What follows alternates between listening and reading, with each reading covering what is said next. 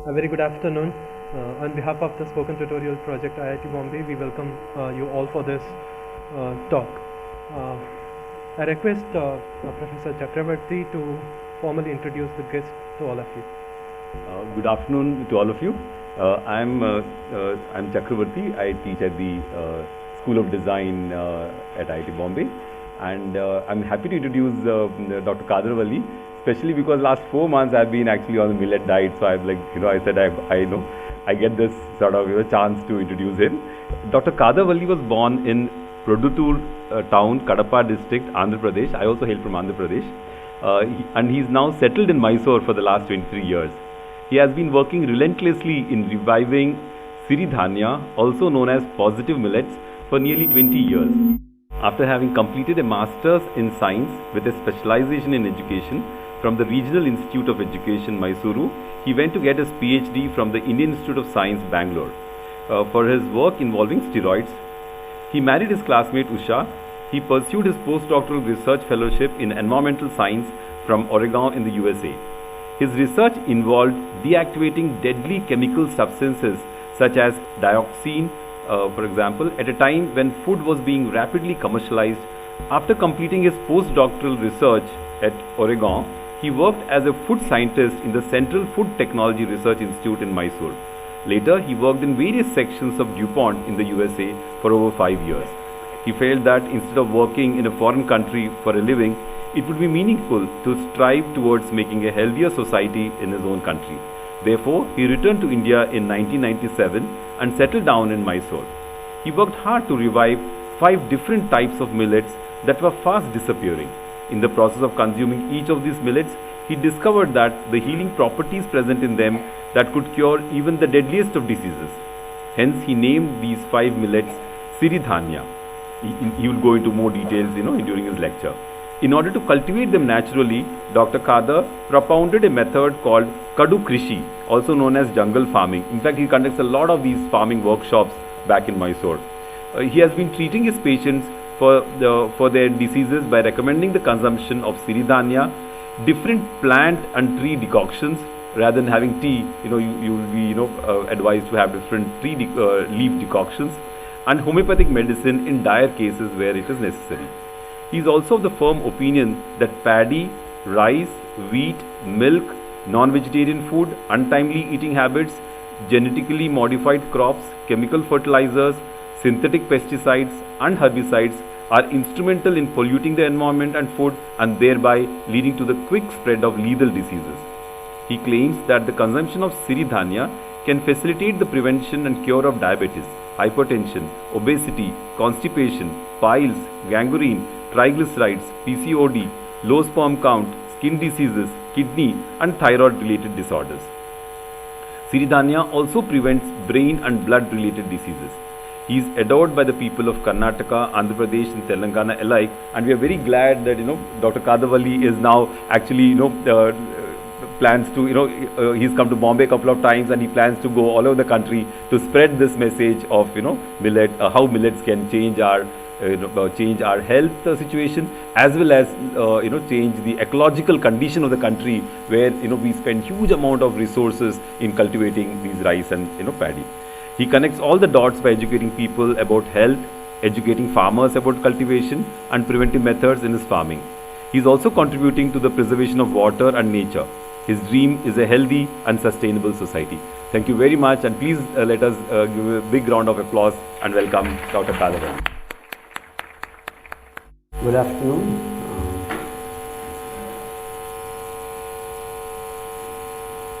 I hope I don't make you take siesta after having your lunch and listen to me and doze off. Particularly, I am not going to follow that, okay? I just keep blabbering something or the other. Actually, I purposely and mindfully gotten out of these PPT presentations, so PowerPoint presentations and all. I personally don't like them. Basically, I would, that would be start. Okay. So how about closing down the hospitals next 6 months, say 75% of hospitals. Can we have that as our objective and then work out the details? Why should we want to close down the hospitals? Is the question you would ask me when I say we want to close down. Because they are not doing what they are supposed to do. These guys, the so-called doctors, are not being doctors in the last 30-40 years. They have been reduced to by the system. I am not blaming any doctors in particular. They have been reduced to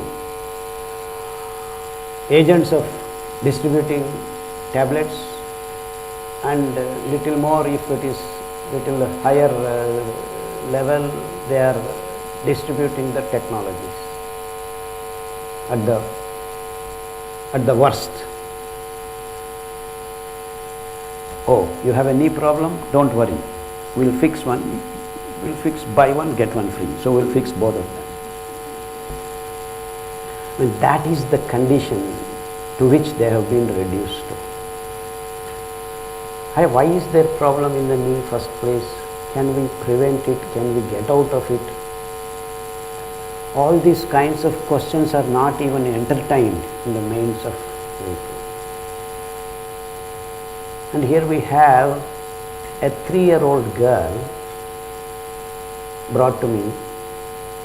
I am a so-called homeopathy doctor also. Okay? So I have been practicing homeopathy for the last 23 years. And I am flooded with patients every day, minimum of 100, 200 patients I have to see every day, minimum. So now I actually resist by escaping from Mysore once in a while, like this 3-4 days. And my daughter gets the brunt of it actually. She is also a homeopathy doctor, she is in the clinic, so she has. So last, before a week, I got a small girl, 3 years old girl. She is menstruating. 3-year-old girl. Then they didn't come to me immediately. In fact, they went to the so-called gynecologist because they thought some infection, and they went to the doctor, and then the doctor said some urinary infection. He gave some medicine and it didn't stop, and then after another 3 days they went and they said higher antibiotics they gave. After another 3 days it was still bleeding. Then they recognized it is she is bleeding. She is actually bleeding like regular girls after 14, 15 years. Then they rushed to her after another 6 days to the gynecologist, and then the gynecologist said, oh God, this is what it is, and then she is bleeding. So she put on her a steroid tablet. There are many. After 5 days the bleeding stopped, but then the girl started eating everything, each and everything, anything you put her biting it out. And she wanted to feed, and they gave her food, and then after another 5 days again she started bleeding. So all this hangama went around for more than 30 days, and then they gave 3 to 5 steroid tablets, and then things didn't work out, and she was still bleeding. Then they came to me. Of course, I told them to get people leaves, make kashayam, and then give. Then I told us a little millet is there, you make ambali and give her. So within 6 days, the kid got all right. You understand the seriousness of the case? That you have a 3-year-old girl bleeding, menstruation. And this was actually the case when I first went to America after I did my PhD on steroids. Testosterone, progesterone, androstenedione, all these kinds of sex hormones. I did a lot of work. I did my PhD on microbial transformations of these compounds, and physiological studies and mammals and all kinds of things. I worked for 4 years, wrote a PhD, and then I go to America. And the first day I go to America, I was asked to get a medical certificate. Those days you are supposed to give a physically medical certificate. There were no computers to transfer the reports and all that. So you physically go to a hospital, then they take your blood and they'll send you to another department and you sit there for some time. I go to another department and everyone, there is a huge report generated by the end of the day. So I was going through those stuff, and then I was waiting in the reception halls of this so-called hospital, and then I found a 6-year-old girl brought for the same reason. It was in 1986 or 87, I don't know, 86 or 87. So I asked the doctor what happened to this girl, why is she menstruating? Because I have done my PhD, just submitted, and I know the girls in the world should actually menstruate at the age of 14 or 15 approximately. So it was a shock of my life that there is a girl here in America, even if she was one girl alone, single case, I was shocked because how did this happen? And the doctor said, these things happen. He didn't even care to answer or acknowledge my question also. But then I was shocked because I just started thinking what is happening here. And then I started inquiring. And in fact, by then itself in America, girls were menstruating on a regular basis at the age of 9 and 10. And this girl was an extraordinary special case as she started at 6. But now in America, the average age of girls who are menstruating at 7 or 8 is almost 40 to 50%. So something went wrong in America by 1987 itself. So the reasons I wanted to figure out, and it took me not more than 3 days, that they started feeding their babies this extra milk of so-called Jersey cows and HF cows where they have already manipulated genetically to make the cow give 20 liters of milk, because the ladies in America by then itself did not want to feed their babies. They wanted to attend their careers. Within 2 weeks, 3 weeks, they take the babies into the so-called nurseries, and then they give the bottles, water, milk, and then they have all the setup. They simply put with the nipples of plastic, and those time it was rubber and plastic. Still this polymer nipples have not yet come. So they were doing that, and so already 5-10 years were over. So the babies of that, they had already got this wonderful milk, extra milk, which had actually been produced by oxytocin and estrogen injections to these cows. So it didn't take long for me to figure this out, and then that is the reason why the kids are menstruating early, because they have got hormonal imbalance. The body is supposed to produce this at that particular age, and we are designed and then genetically signaled at that particular times, and it is called, a plant has got a vegetative life and then sexual life. Just like that, we human beings are supposed to come, the female part of it is at around 14, 15, and then young boys produce their sperms around 15, 16, something like that. So this is nature. But then what happened? Because of these guys selecting to make these cows produce a lot of milk in the name of biotechnology, in the name of genetic engineering, they were all actually bombarding advertisements of milk, complete food, Then they show a big, actually in America it's not a liter, gallon. Gallon is 4.2 liters or something like that. So big plastic dabbas, and marketed in big bazaars or whatever they call it, Walmart or something like that. So they keep bringing and give milk, like half liter, people just gulping down. And that is the reason why the kids started menstruating, and no one cared. Half the kids are menstruating at the age of 9 and 10, and they didn't care. So we changed the nature of the girls. So basically what happened is you are stealing away the childhood from the girls. So every month if it happens at 15, you are physically, bodily, mentally, you are right. This is what has happened, and the imbalance started. And not only that, on top of that, another big mistake that has happened is that the ladies did not want to go through the labor. They don't want to give birth to the babies through their vagina. Instead, they want their tummies to be cut open, and then that resulted in another imbalance, that basically mothers lodge some microbes into the mouth of the baby when the baby is coming out of the vagina. That's actually the initial microbial gut microbes incubation. That is the most beautiful thing that should happen actually to a baby. So you are stealing that also away. So two imbalances we have created just before the baby comes out of the...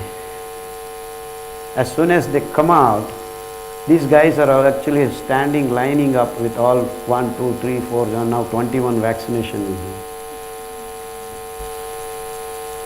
You see, within a span of 3 hours of the baby coming out, and then within 3 months, you created the most horrible things that you can do to a human baby. And all in the name of what? Science. The most unscientific things you do to a human baby and call yourself scientist, and the most advanced science. You have multi-specialty hospitals popping up everywhere now in the world in the name of allopathic science. And we all have to take it lying down. I have never, even today, felt the most unscientific thing that is going on in this planet is these two things. That means giving milk to your babies. What is actually milk? Let's just define it. What is milk? Ladies, we have already given milk to their babies. Okay, gents.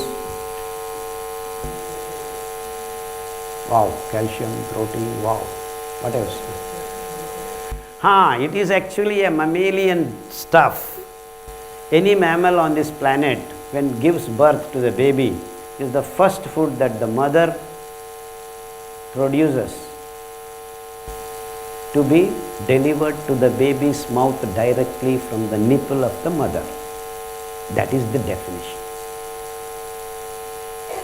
What does it make?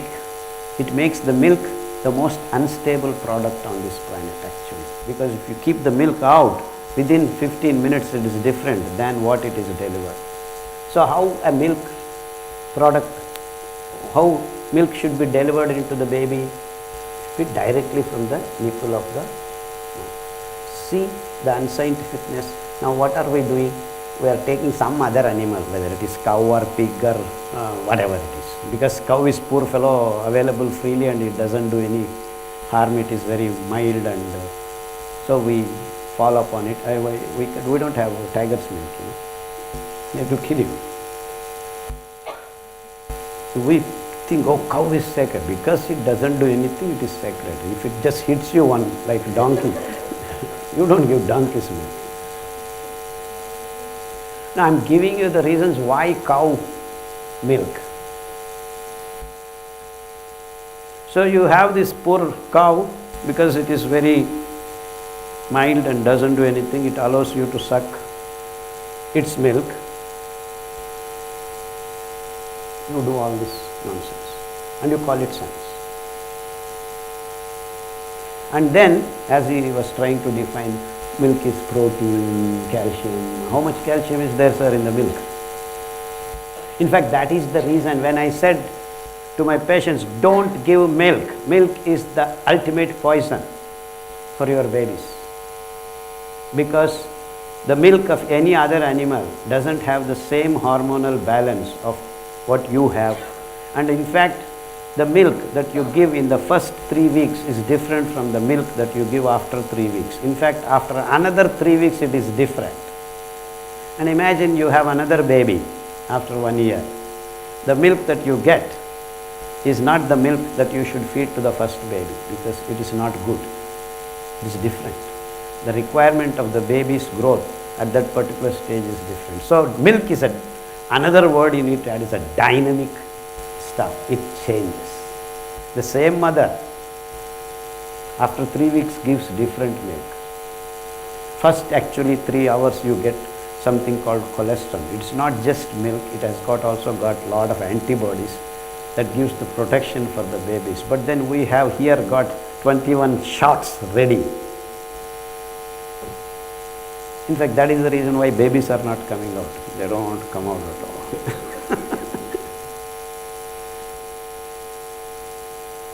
You see, all in the name of science and high-end marketing techniques. And that's why now and then I casually say MBBS is business of medicine and business of surgery. It's supposed to be Bachelor of Medicine and Bachelor of Surgery.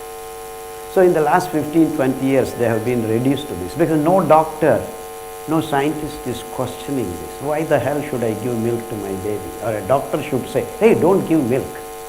But have I seen any doctor saying don't give milk to your baby? No. Because those guys have done, all the guys, because they are all trained here, they come back here, oh, I am trained in America, I am trained in Oxford, whatever, MIT or what nonsense. What happened to our brains? If they are stupid, we are idiots. So what do you feed your baby? Your milk. 9 months in your tummy, 9 months on the breast. That's what it is meant for. So, other way around, people talk, oh, I don't get my milk, that's why I am giving Borvita or whatever, Horlicks and all this. Doctors started writing dabbas after dabbas. They became agents of selling this dabbas. Don't mistake me, I don't have any particular doctor in mind. This is what has happened in the last 30-40 years. How the system reduces the so-called doctors into the agents of selling these products is what I am just tracing out historically. Now, to the extent that FDA says you have to give milk to everyone, now it is pushing through governments as a nutritional, there is a word they are using it, nutritional obligation of the governments to provide the malnourished people. And it is again a biggest scam of the planet. They are all pushing their milk products, these dairy industries, nothing more than that. And all in the name of science, because FDA has given permission, a team of experts, nutrition experts have got a guidelines and protocols. Who are these guys? Have they learnt the definition of milk? They are defining milk should have this calcium, this.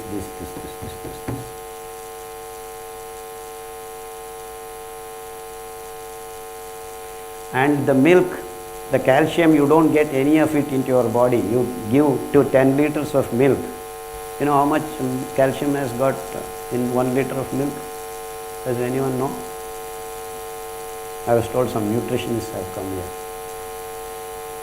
All these nutritionists are running around, rampaging everyone. How much calcium is there in 1 liter of milk? Are there any nutritionists? Please raise your hands. My goodness. That's around 920 milligrams to 995 milligrams per liter. That's the range. But it's same 1 kilo sesame seed has got how much calcium? Does anyone know? It has got 10 grams of calcium. 1 liter of coconut milk has got 650 milligrams of calcium. 1 liter of groundnut milk has got 700 milligrams of calcium. So if you want calcium to your baby, what milk do you want to give? And do you know this 995 milligrams of calcium from the cow's milk, if you feed the baby 1 liter, how much calcium does the baby absorb? It's only 180 milligrams, because only the milk digesting capacity of the baby is only till 2 years or 2.5 years. It can take only that much calcium. But if you make sesame seed milk and give 100 ml containing 1 gram, 90% of it is absorbed. So which milk do you want to give your baby? If calcium is your parameter.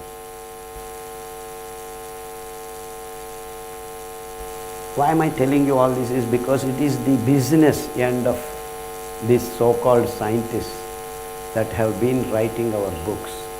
Say, milk, complete food, for whom? If I ask a question. The question of milk being food is a bogus thing. But the sad story doesn't stop there. Because they have made this as business, they started producing milk. To produce 1 liter of milk, you need approximately 15,000 liters of water. You see how it has translated into environmental burden? Because you guys are all drinking as if that's not enough. Everyone, it's good for everyone, milk, it's a nutritious thing. So everyone started drinking. Not the babies themselves should not touch. Everyone, left and right, communists, RSS fellows, everyone started drinking. Christians, Buddhists, Jains. The so-called Buddhists and Jains are not supposed to touch them.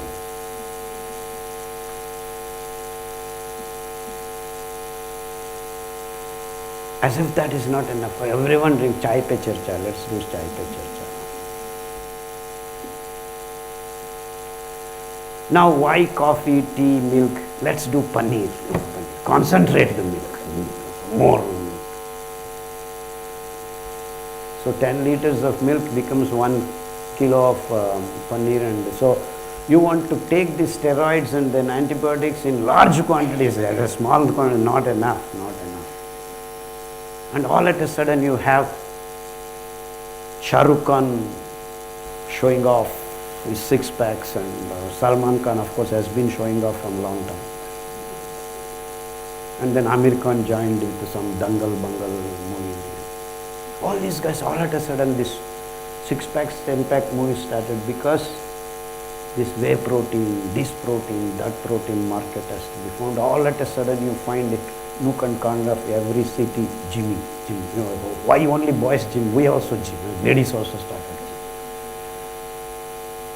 As if this is not enough. All at a sudden you find many of the girls all over the world finding moustache on their lips. Even then it didn't strike people. Oh, no problem, we have beauty parlors. Don't worry, come on, schedules have been made. All at a sudden you have hundreds of girls and running into gyms, running into beauty parlors, all is very happy. All these chemical companies doing businesses. And the human race is just following like goats, running, jumping. So you don't understand these financiers of these movies are these guys.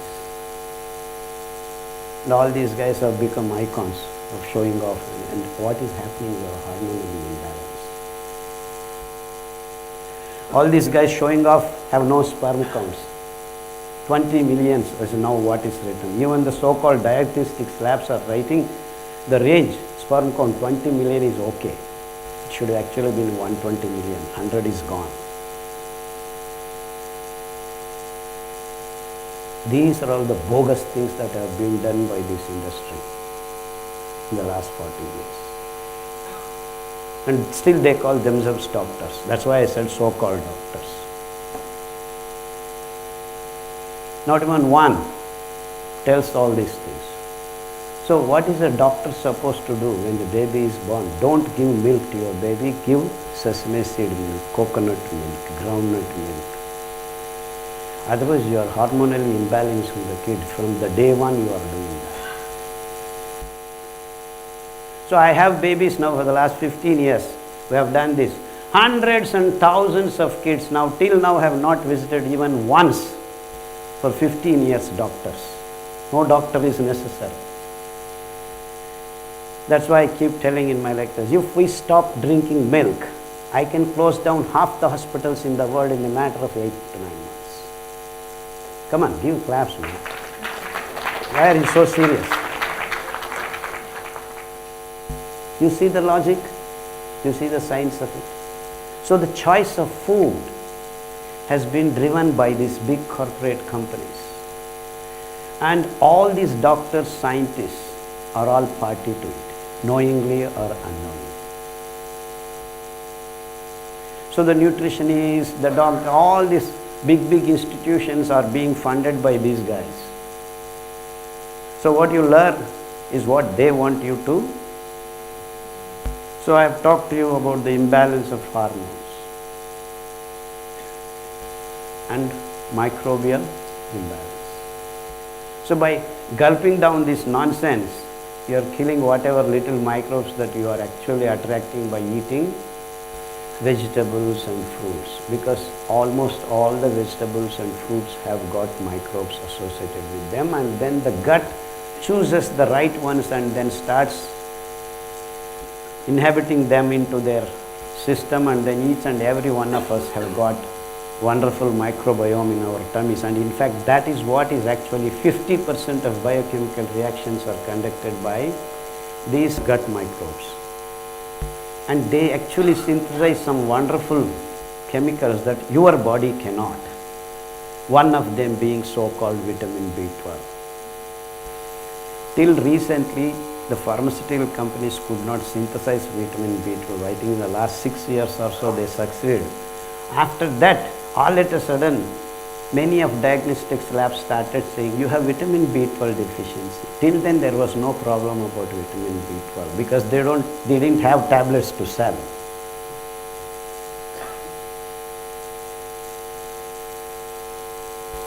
Even now, if you want to get vitamin B12, it doesn't come from the meat. Where does the meat get vitamin B12? It is the grains, it is the vegetables, it is the grass that these animals eat, harbor. Those microbes make vitamin B12 and it is incorporated into the meat of some animal, whether it is a deer or a pig or a cow, whatever it is. The same way you also make vitamin B12. So by eating the pig, eating the chicken, eating deer, and someone I can hunt and then eat, doesn't get you vitamin B12. Because all over the world people are eating meat like mad people. Ramzan, you are supposed to fast. But you know, Hyderabad and Bangalore, recently there were newspaper columns. Bangalore, I believe, eats 1 lakh tons per year meat. So average per month is around 10,000 tons. But then Ramzan month, they checked, they were eating 3 times more. As per norms, you are supposed to fast, that means it should come down. Muslims are 16% or 14% in Bangalore, I think 18% in Hyderabad. Both cities have increased their meat consumption in that particular month. What does that indicate? I don't know about Mumbai, I am sure it is the same thing that happens. What does it indicate? It means in the name of Muslims, all are eating in the night because they are not supposed to eat in the mornings. It is 24/7 your Mumbai fellows now, bars open. I don't understand. You want to drink in the morning also? I thought you can drink in the night. 24/7 you are going to open your bars means you don't want to work all through drink. At least they should close down in the daytime. No? The same thing happens. See, the people in the name of Muslims in Ramzan time, night, they are eating the whole night. They are called biryani points, this points, that points. halima, all these kinds of things. So they have increased their meat. What did they do by eating meat consumption more? They are dumping themselves more of antibiotics, more of steroids, because to prepare 1 kilo meat in this artificial means you are actually taking concentration. It's called bioconcentration. 8 times more chemicals are coming into your meat. So if you want to get that chemical dose, you need to eat 8 kilos of grain. By eating 1 kilo meat, you are getting all of it once. That's what it means. So actually, there is also another survey in Bangalore and Hyderabad. After Ramjan, you have many people visiting doctors. Their business is booming the next month. That's because their immunity levels go down, they catch flu, they do that and all this. This is a very funny thing, isn't it? So what you are eating is driving you to the hospital. So what are they handing over? They are giving you tablets. Does any doctor tell you don't eat meat because of this is happening? No. That's why I made that statement that we are ultimately reduced. So-called doctors are reduced to agents of distributing these tablets. Worst comes, no problem, come, we will do operation. Yeah, what are you talking? We thought you would talk about millets. We are talking about. This is only background. Another 5 minutes. My volunteer, this man described me, he saw my video of 45 minutes or something. He said he's bashing someone. I'm not bashing anyone. I'm telling you the facts. This is what has happened in the last 20-30 years all over the world. In the name of milk, in the name of meat, in the name of vitamin B12. So you really want vitamin B12? Where do you get it from? You get through microbes. So you want to balance your tummy with microbes. Have you been eating anything that encourages microbes in your body? You want to get microbes, you need fiber. So do you have any fibrous grains in your thali? No, zero. Where is your nutrition? You want vitamin B12. You cannot get it from meat. You cannot get it from tablets, because you can take tablets, it doesn't get absorbed, because vitamin B12 integrates itself only through microbial process. It is the microbes that give you the vitamin B12 and make it work. So what are these doctors doing by selling vitamin B12 tablets? Are they not lying to you? So you take tablets and still it is like nothing is working there, because you don't have microbes. That means you are completely imbalanced microbially. So how do you get balance? You go on dumping antibiotics through food, and you have a problem, you go doctor, again you will give another antibiotic. How scientific is this whole process? On the contrary, I told you, we have kids who have not visited doctors for 15 years, 10 years, 12 years. How do we do that?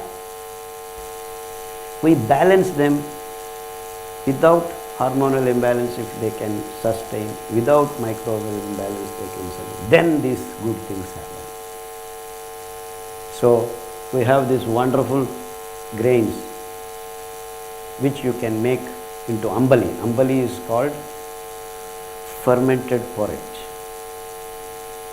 So you soak this grain in the night, any 5 these grains. I will talk to you more about the grains. There is one more imbalance that we need to talk. It's called glucose imbalance. That is the ultimate stuff, because all living things on this planet, especially animals, have to burn glucose to get their energy at the end of the day. You burn glucose, release energy, catch in the form of ATP, and then the ATP runs around and gives you energy to perform all your living activities. So if ATP is not used, then you cannot burn glucose. It has self-regulating. So you want to work, make your body work. Every day so much consumption of ATP has to happen if the glucose has to burn. Otherwise what happens, glucose goes in, the mitochondria looks at it, ATP is there, I cannot burn you, sends it back. So the glucose quietly comes out. You don't need insulin for it to come out, but for to go into the cells you need insulin. So what does insulin do, poor guy? He just leaves them inside and then forgets about it. But this fellow is not burnt, he quietly comes back into the bloodstream. So the insulin says, I just sent you in, you come out again take it in, again comes back. So 5 times, 10 times, what the hell am I doing? Insulin thinks, then it communicates. So this fellow is floating around, he is excess. That's called feedback switch. So let's do something more about this glucose, because I'm pushing him, he's coming out. So I figure out some other metabolism where I can push glucose into. So let's make some cholesterol, because there is a gene that has got a biosynthetic pathway of making cholesterol. So it takes the glucose and pushes it. But we need cholesterol only so much. Why do we need cholesterol? You want vitamin D, it is the base. So you have cholesterol in your body, go into the sun, that photochemical reaction converts it into vitamin D. So you want vitamin D, you need cholesterol. So glucose, I have the pathway, I'll turn to more glucose. Glucose is excess, let's turn it to cholesterol. Then you have more cholesterol, what happens? It is a lipid, base of many of lipid. It's actually a steroidal base. Cholesterol is not a steroid, it is a steroid molecule. It is actually the base for many of the steroidal hormones. You have all biosynthetic pathways arising from cholesterol. These kinds of chemicals are called junctures, from which you take off to various pathways. You understand that point? So glucose now is converted into more of cholesterol. Then again it has a switch. If you go beyond that, it will switch off. So again things are worked out. So I cannot make more cholesterol unless it is used. So you have another trigger like triglycerides, another trigger glycogen. What is glycogen? Again what is it doing? You have too much glucose. Actually glucose came from carbohydrates. There is a polymer of glucose and fructose, and so it has divided through digestion, but then we are not using it. So again it starts packing. Glycogen is again another complex carbohydrate. The body does it, the liver does it. So you have more glycogen, you have more files, you make a box, and that's your fat. And then you have more fat, okay, you get some amino acids, make some meat. So what has happened in this process? People started becoming fat, obese. That's how you are all putting on weight. Why? Because there is excess glucose in your blood supplied from this rice and wheat. Because there is no fiber to hold the glucose. Rice, all that I spoke, has free carbohydrate. There is no glucose hindrance, nothing to hinder the glucose release into the blood. Within 15-20 minutes you flood your blood with the glucose. And the system is doing all its wits have come to an end. It has made cholesterol, it has made triglycerides, it has made rheumatic factor, it has made glycogen, it has made meat, it has made fat.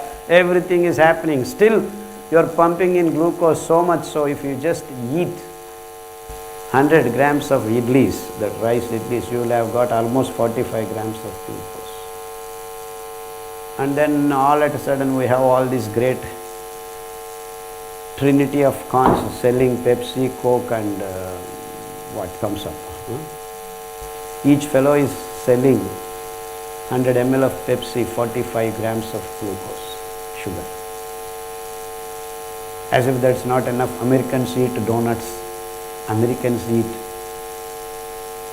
their confectionery addictions are humongous. Ice cream, on top of it chocolate, on top of it some syrup, on top of it chocolate. Wow.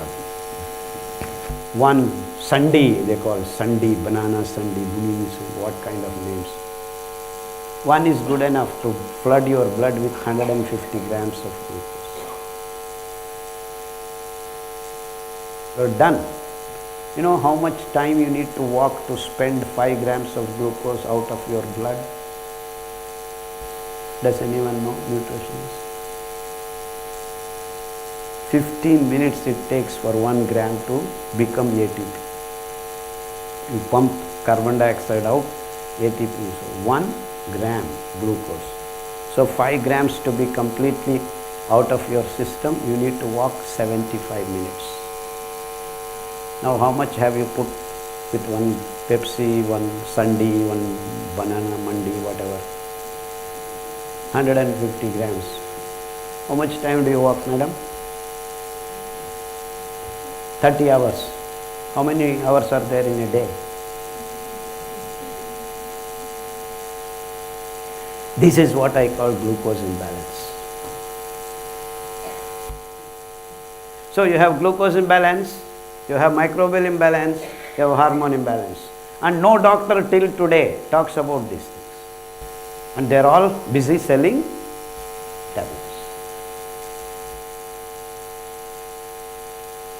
So what the doctor has supposed to do, he just has to tell the patient, guys, this is the imbalance, this is the imbalance. Don't do this, don't do this, don't do this. If a doctor tells all these three, I believe I can close down the remaining 45% of the hospitals. Come on, clap.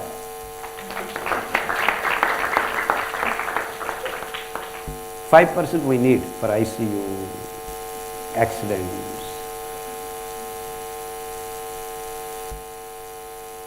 And believe me, it is as simple as this. There are no ifs and buts. As simple as this, we have demonstrated, we have had wonderful results. Thousands and thousands are getting well. We have done this. And we have figured out these wonderful 5 grains which can do this.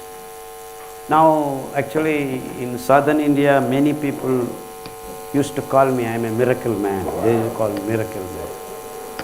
Actually, I like to call myself Millet Man, not miracle man. Miracles are ones that are done once in a while, like Sai Baba or Christ you touch and then solve it. I don't need to touch, I don't want to touch. Not 1 or 2 or 3, I have cured maybe thousands of diabetic patients, thousands of migraine patients, thousands of gangrene patients. I have not even seen many of them. They have cured themselves because we have provided the information, lot of information. Just run through, this is what I was talking about, the carbohydrate and fiber ratio. So we did, actually how did I chance upon this? So this logic went through my mind, then I figured out we need to find some grain which can actually release glucose slowly and steadily into the bloodstream so that we don't have this flooding of glucose into our blood. What can do this magic? So the simple thing as a scientist I need to do was to figure out what are the grains that can release glucose slowly and steadily. Of course, we know rice and wheat are miserable failures. That's why we have so many diseases. The reason is, out of 100 MD, MS doctors, 30 of them are diabetic. Out of 100 PhD scientists, 30 of them are diabetic. Out of 100 auto drivers, 30 are diabetic. So there is no difference between MD, MS doctors, scientists and auto drivers. They have no idea what they are doing. This fellow also has no idea what he is doing. It's not 5 years, 10 years, it's been going on. And sadly, WHO goes on announcing every 5 years that we have 20% of diabetic patients, 15% of cancer patients, this, that. It is only increasing, it is not coming down. If we had some knowledge, some science, some technique, some whatever thing in place, by now the number of patients should have been coming down. No, it's not. Actually, it is zoom. It is like a rocket. It is going up the graph. So what does that indicate? As a whole, human race has miserably failed in understanding what is going on. That's because they have no idea what food is. MD, MS course 6 or 7 years or 8 years, I don't know how many years they do. No food is mentioned. So ultimately what happens now is we need to define what food is.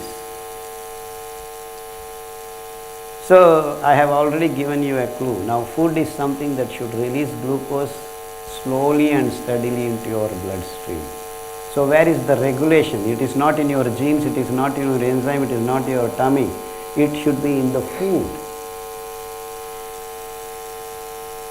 And carbohydrate metabolism is the primary metabolism. We have to burn glucose. You have to get glucose into your tummy. You have to eat carbohydrate. There is no option for it. But that's how our enzymes are designed. Hydrolysis, you have 61% of them are hydrolysis if you see genetic coding. Am I right? If there are any doctors or they understand what I am speaking. So that means you have to push carbohydrate into your mouth. There are no options. But then what kind of carbohydrate which doesn't release glucose in a flood? So that means there should be regulation. What is the regulation coming from? Where is it coming? It is through this wonderful fiber to carbohydrate ratio. So you should have enough fiber such that the ratio becomes into single digits, and that's what you find.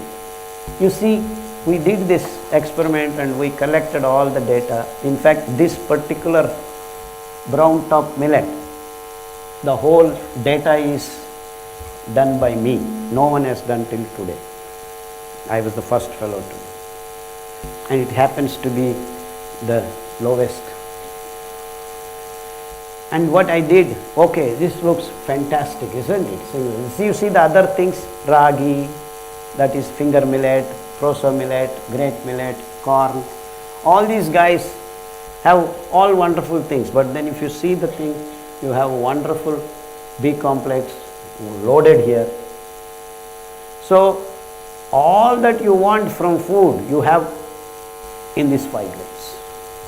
In fact, which I have not mentioned, I will come to you about that aspect later.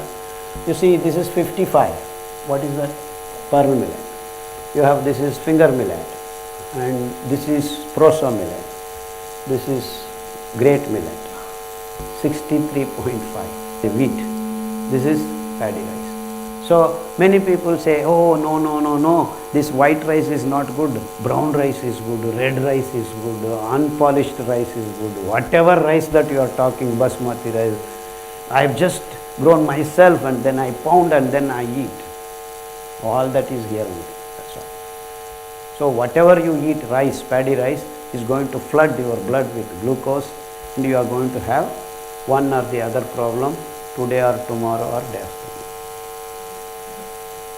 Irrespective of what it is, because you have no control. So how did I figure? What I did was I made porridge of all these grains, started feeding 10 diabetic patients whose HbA1c was 10. That means what? They cannot hold glucose in their blood. They put it into their urine in a matter of 1 or 1.5 hours. It is called renal tolerance test. So now I am there, I am a healthy person. If I drink 100 ml of sugar juice, I don't urinate with glucose in it because my body is working. It doesn't send the glucose, it actually tries to absorb, put it here, put it there, doesn't. But if I do the same thing for a fellow whose HbA1c is 10, simply comes out actually. I mean within 1 hour you see glucose in his urine. So what we did was we took this porridge of foxtail and fed him. I collected urine after 1 hour, 2 hours, 3 hours, 4 hours. Even after 5 hours, glucose doesn't appear in his urine. You feed wheat or rice, within 15 to 20 minutes you see the glucose. What does this mean? These 5 grains have got wonderful control of releasing the glucose into the. So even if you take a diabetic patient whose HbA1c is 10, it doesn't come out into the air. That means this is the food that a diabetic patient should eat to get rid of his disease. Lo and behold, after you feed these diabetic patients 3 months, the HbA1c comes to 4 or 5 and remains to be so for however long you are eating these grains. And we have had wonderful results. Thousands and thousands are curing themselves. I just actually went to Nigeria last 3-4 months back. I've had hundreds of them coming to me and say, we have cured our problem. In fact, many gangrene patients for leg to be amputated. Thousands have cured. Till then they have had all, and tomorrow fixed their amputation. Even such people have come out of this problem. Gangrene. So I said, oh wonderful, this is what actually, so the essence of this is that the people are losing balance. So if you correct the glucose balance in your system by food, so we have no disease. So where you don't need any medicine. Absolutely no need. Because it is through that glucose which is excess, you had cholesterol problem, you had triglycerides problem, you have BP problem, you have stunt, all blocks. You are eating too many things. Cholesterol is high, triglycerides high, glycogen, meat, fat, everything accumulated in your blood vessels. That's why you need a stunt. No problem, one stunt after the other they are trying to incorporate. You don't need all these stunts. You understand the pun? S-T-U-E-N-T, S-T-E-N-T. So we could actually give all these so-called BP patients and then the heart blocked patients, these grains, lo and behold, within 6 weeks to 3 months, all these so-called blocks have dissolved. Of course, along with it, we also provide some natural juices like cucumber juice and ashgourd juice and Loki juice. They also help dissolve this. So like this we did lot of experiments with decoctions for various human diseased conditions. And the underlying principle is correcting the balance. Be it hormone balance, be it microbial balance, be it glucose balance. So one of these 3 imbalances is major cause of our problems. If not one, we are actually imbalanced in all the 3 departments now. Many women became all right. Post-menstrual, menstrual, menopause, post-menopause, so many names are there. Now actually you have type 1 diabetes, type 2 diabetes, type 3 diabetes, Bahubali 1 to Bahubali 3, series of making fun of us. These guys go on naming names, name, and confuse people. This cancer, that cancer, sarcoma, lymphoma, adenoma, poma, all kinds of. Everything is cancer. You are making the body not respond. It goes on dividing, whether it is blood cell or this cell or that cell. It is the signal that is gone wrong. How do we correct that? Now you have this treacherous therapies. Radiotherapy, chemotherapy, this therapy, that therapy, hormone, what nonsense are we doing? Don't mistake me. This is troubling people. People are suffering. As if that is not enough. Enough of diseases. Now we have a problem in America and China and Japan. Something called Alzheimer's. Now 18% of people are getting into Alzheimer's condition. What is Alzheimer's? I keep this bottle here and walk here. I don't know where I kept my bottle. I keep searching here. The bottle is there. Then after some time, my wife's name is Usha. Usha, who is Usha?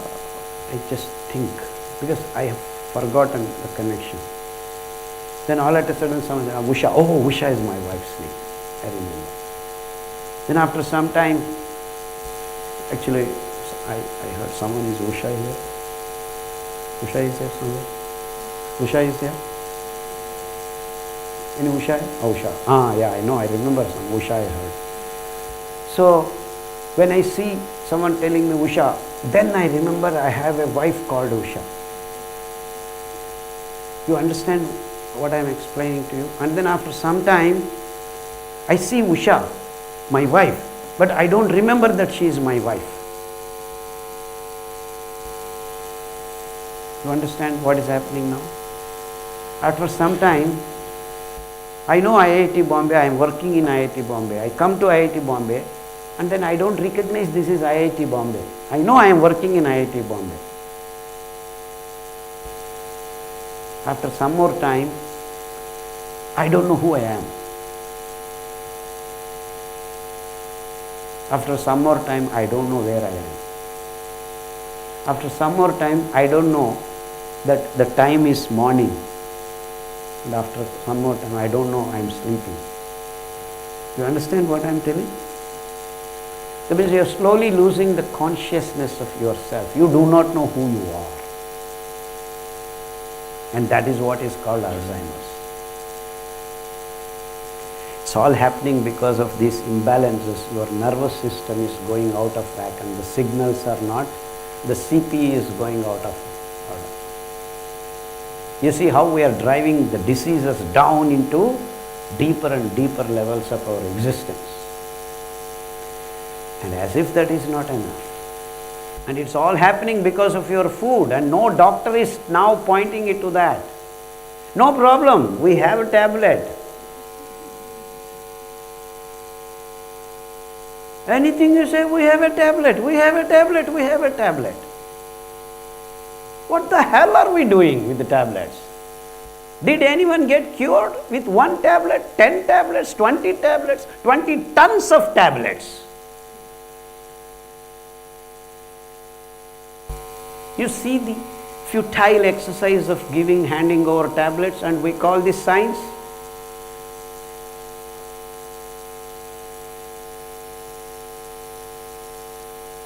No one is cured till today by any tablet. Because you don't understand what food is. If your food is right, there is no need of medicine. And if your food is wrong, no medicine works. So, understand your food. That's where health is, not in the hospitals, not in these multi-speciality hospitals and all these high-tech gadgets that they are reeling out around you. MRI, PET scan, CAT scan, CT scan, that scan. So what? All that scans you have done. Next what? Do you know how to correct this? Sadly, we have got now in the whole world, ADHD kids are roaming the roads now. 15% of the kids on this planet Earth right now are being born as ADHD. That means we are producing dysfunctional kids. And I believe this WHO has no other business. They are declaring in another 15 years, you have 33% of ADHD. So that means in the next coming few generations, you are going to have 1 out of 2 kids dysfunctional kids. That dysfunctional kids, they do not know who they are. So we have already Alzheimer patients coming out. And that is the future for you. And these guys, these scientists, these so-called Nobel directors or scientific institutions are not willing to say that this is because of this. And every year, Nobel laureates are being declared, biochemistry, this fellow, that fellow, all kinds. What are they doing? Have they been able to solve one issue? And that's why I told if they are stupid, we are idiots. We keep following whatever they do, import all the things. In fact, very sad story is that one of The Brahmins got cancer, lung cancer. He went to Bangalore, this happened. What is it? Some Kidwai or some hospital is there. So the chemotherapy, then what? You need to drink chicken soup. That fellow didn't have any meat or anything. He is a Pakka Madhva Brahmin. Got cancer because that fellow went on drinking coffee left and right, and then hormone imbalance, and eats gulab jamuns 10, 15, all this kind of things. And then he eat chicken soup. No sir, I cannot. No, this is what, because the doctor went to America and learnt after chemotherapy they give chicken soup, you give chicken soup. Then he, of course, he came to us and then he said, see, they asked me to drink, you drink milk, what's the problem? You can also take chicken soup, I told. So these Brahmins think drinking milk is okay, drinking chicken soup is not okay. Milk is non-vegetarian. So no one should touch milk. But if you put fermentation, lactobacillus, it turns into vegetarian. Because that's what happens in nature. So through the microbes, you eat even siridhanya, that becomes your meat. Because that microbes are converting the vegetarian into non-vegetarian. Now the same microbes, not necessarily the same, different kinds of microbes, turn the non-veg to veg. So it is that fermentation process that's very, very important. It is the bridge. And that's how fermented products are very, very crucial in your food, and the whole human race has forgotten about fermentation. So that's why I keep shouting top of my voice, ambali, that is fermented porridge, is the real food for human beings. So you have any disease or no disease, doesn't matter. You want to be healthy? Minimum of 2 to 3 meals. If possible, 1 meal a day should be ambali, fermented porridge. And that is the first lesson of nutrition for you. Because what all you are talking is actually done by them. You can only talk. They will do the job. So if only you just eat ambali of barnyard, ambali of foxtail, ambali of this. These 5 grains are great because they have the capacity to release glucose slowly and steadily. But then funnily, right now people are still left with ragi and jola. All these grains are wiped out. Because of 2 technical reasons they are wiped out. Because if you grow them, you cannot eat them directly. They are rice actually. These are rice. Ragi is not rice. Pearl millet is not rice. It is wheat kind of grain. You can grind them, make them into powder, flour and chapati, that kind of thing. You cannot cook pearl millet and eat like rice. Because they have no husk on top of them. Once you grow, you can actually directly use them.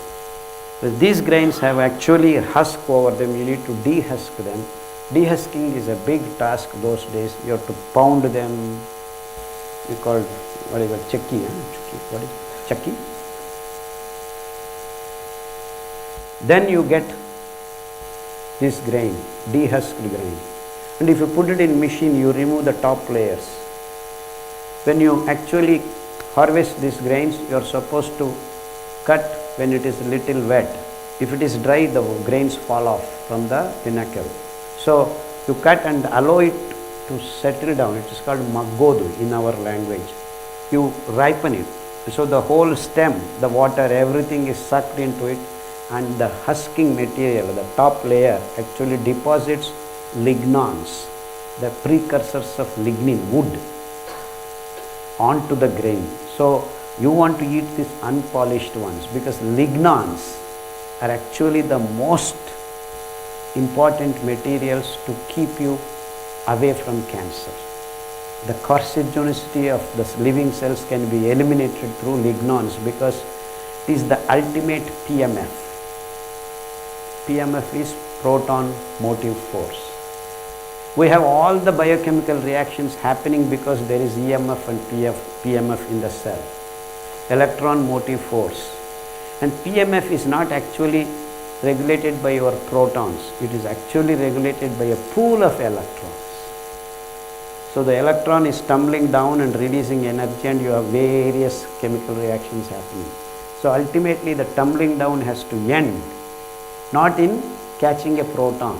Because if you have a proton, you have to again have an electron there. So lignans are the ultimate pools of electron annulation.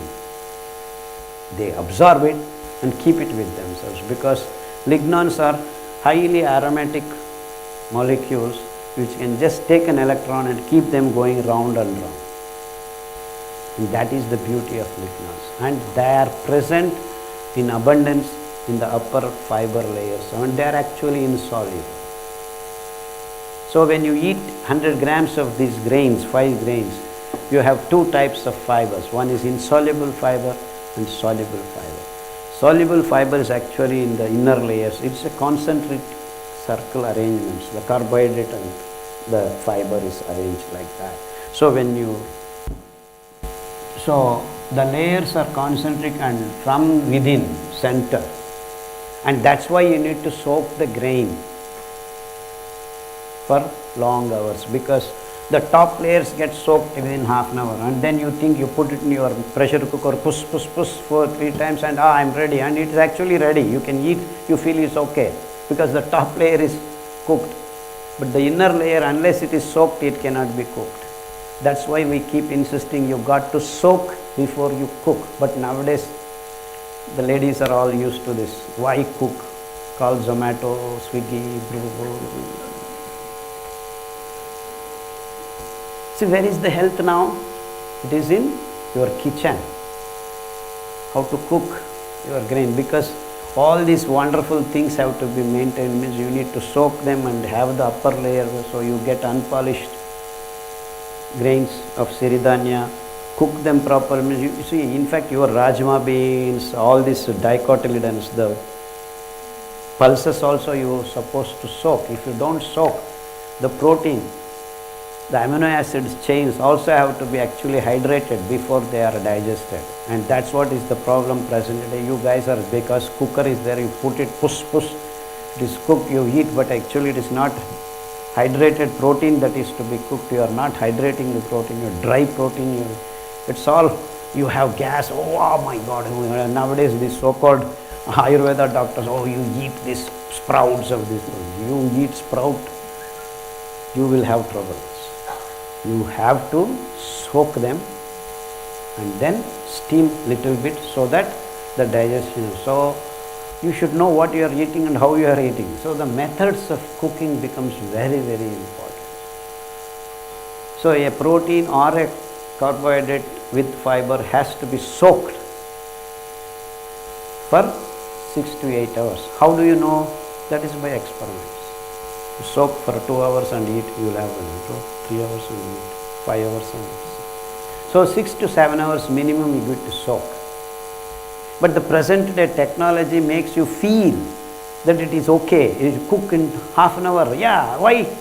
No need of mother, no need of father. Amitabh Bachchan comes and sells noodles. 2 minutes, put it in boiling water. So we are all happy. But that's not the way you cook. But in the name of business, in the name of corporate thing, these are all, every minute they are bombarding with these TV advertisements. So you all think cooking should be done in zip. But the most unscientific thing that the society is allowing these kinds of ads. In the last 30-40 years, no nutritionist has come and said this is wrong. Instead, the opposite is happening. With white coat and things, they are coming and promoting these things. You understand the mistakes that the human race has been making in the name of business, in the name of science, in the name of development. And the proof of the Problem is that we are having hospitals, we are having pharmaceutical companies making not tablets in kilos, they are making in tons. Do you know, I just happened to go to one of my Mysore medical shop. I asked him, how much tablets do you sell? Rantac, this one degassing. One small shop, that fellow said 3 kilos in one day. Then I got shocked. That means so much digestive troubles people have. That means everyone is popping up on 3 kilos one day, a small shop. So just I closed my eyes and then said, oh, there are 1800 medical shops in Mysuru, each fellow selling 3 kilos. How much? 5.4, means 5400, then 5400 kilos of Rantac tablet. Can you believe that? And imagine the whole Bangalore and then the whole Mumbai and just mind-boggling. That means we are all not having any digestive. Why? Because we screwed up our gut microbes. So what is the, if I want to stop all this Rantac business, you may ask, why do you want to do that? Because after eating Rantac, what is actually happening is more microbes are disappearing. So more trouble comes. So actually it is spinning the business, because if one tablet you are not good enough, after a few weeks you want to have 2 tablets. And this is the problem. So what do you want to do? You just tell your patients or whatever you call customers or clients or whatever, These marketing fellows have different names. 1 tumbler of ambali, fermented porridge daily if you have. Within 6 weeks, believe me, there were people who were said, I have been taking Rantac for 20 years. We have relieved them of taking tablets and the disturbance and the discomfort in a matter of 6 weeks. So any disease, in fact, I have cancer protocol, HIV protocol, SLE protocol, DMD protocol. For everyone, I first instance says, first 6 weeks, let your meals be all the 3 meals, though you are supposed to eat 2 meals after 15 or 20 years of age. But we are following those guys, we want to eat 3 times, 4 times. Nowadays, midnight biryanis are also coming. You don't want to stop eating. We want to keep eating 24, but 24 into 7 when you can drink, why not eat? 24 into 7 we want to eat. That's because we are releasing glucose in a go, in a zip. Again you are hungry. Though it is there, you still feel want to eat.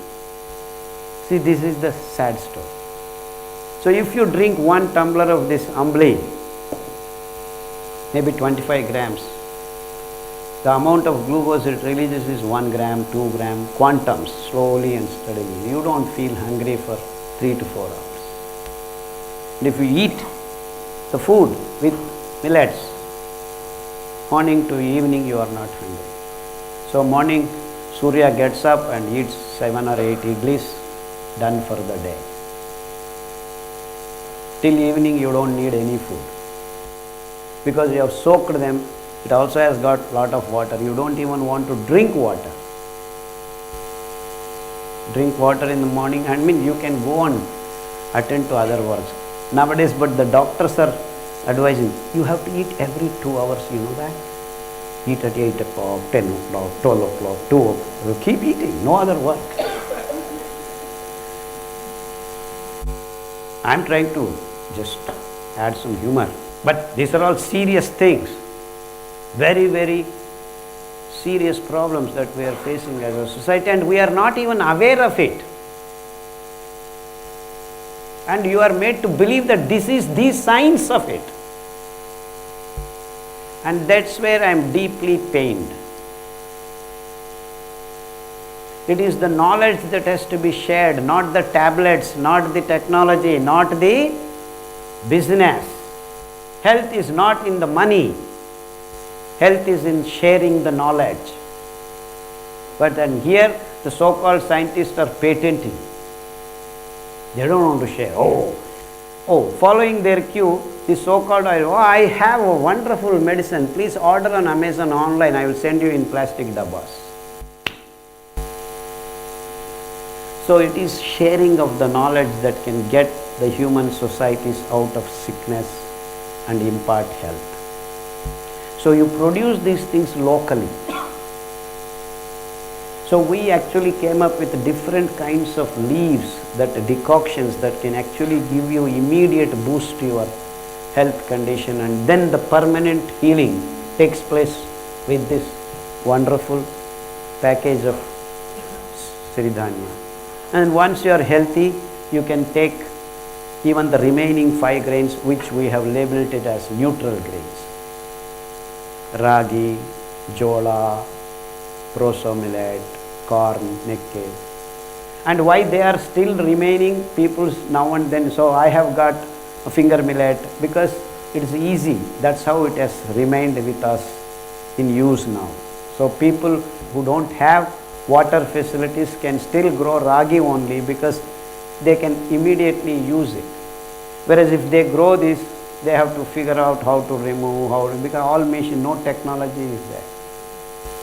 Because these institutions, institutionalized killing of local foods and food materials and seeds has taken place in the boardrooms of these big companies, for your kind information. Systematically, they have eliminated. For your kind information, this is called foxtail millet. This. And it is also called Italian millet. That means Italians in the Alps and the open areas of those mountains, they used to grow in abundantly. It's also called foxtail millet because its pinnacle is in the shape of tail of the fox, so called foxtail millet. It is very wonderful. We have done testing for lung and lung related diseases and nerve related diseases. So you have ADHD kids, you feed them this ambali for 6 weeks to 8 months. Lo and behold, most of their attention deficit problems are getting corrected. To the extent that we also have oils, I will talk about it little later. Along with Niger seed oil and coconut oil, we feed these ADHD kids. Now, out of 100 kids we have treated, 10 of them have actually passed 10th class with first class marks. Not that it is a big standard. And that's not actually the test. The test of it is that ADHD kids do not have eye contact also. But now 100 out of 100 are helping their mothers in the kitchen and taking care of themselves. They didn't know how to shit, they didn't know how to urinate, they don't know that they are urinating. Such kind of kids are now going to the toilet themselves, defecating, urinating, coming back, cleaning themselves.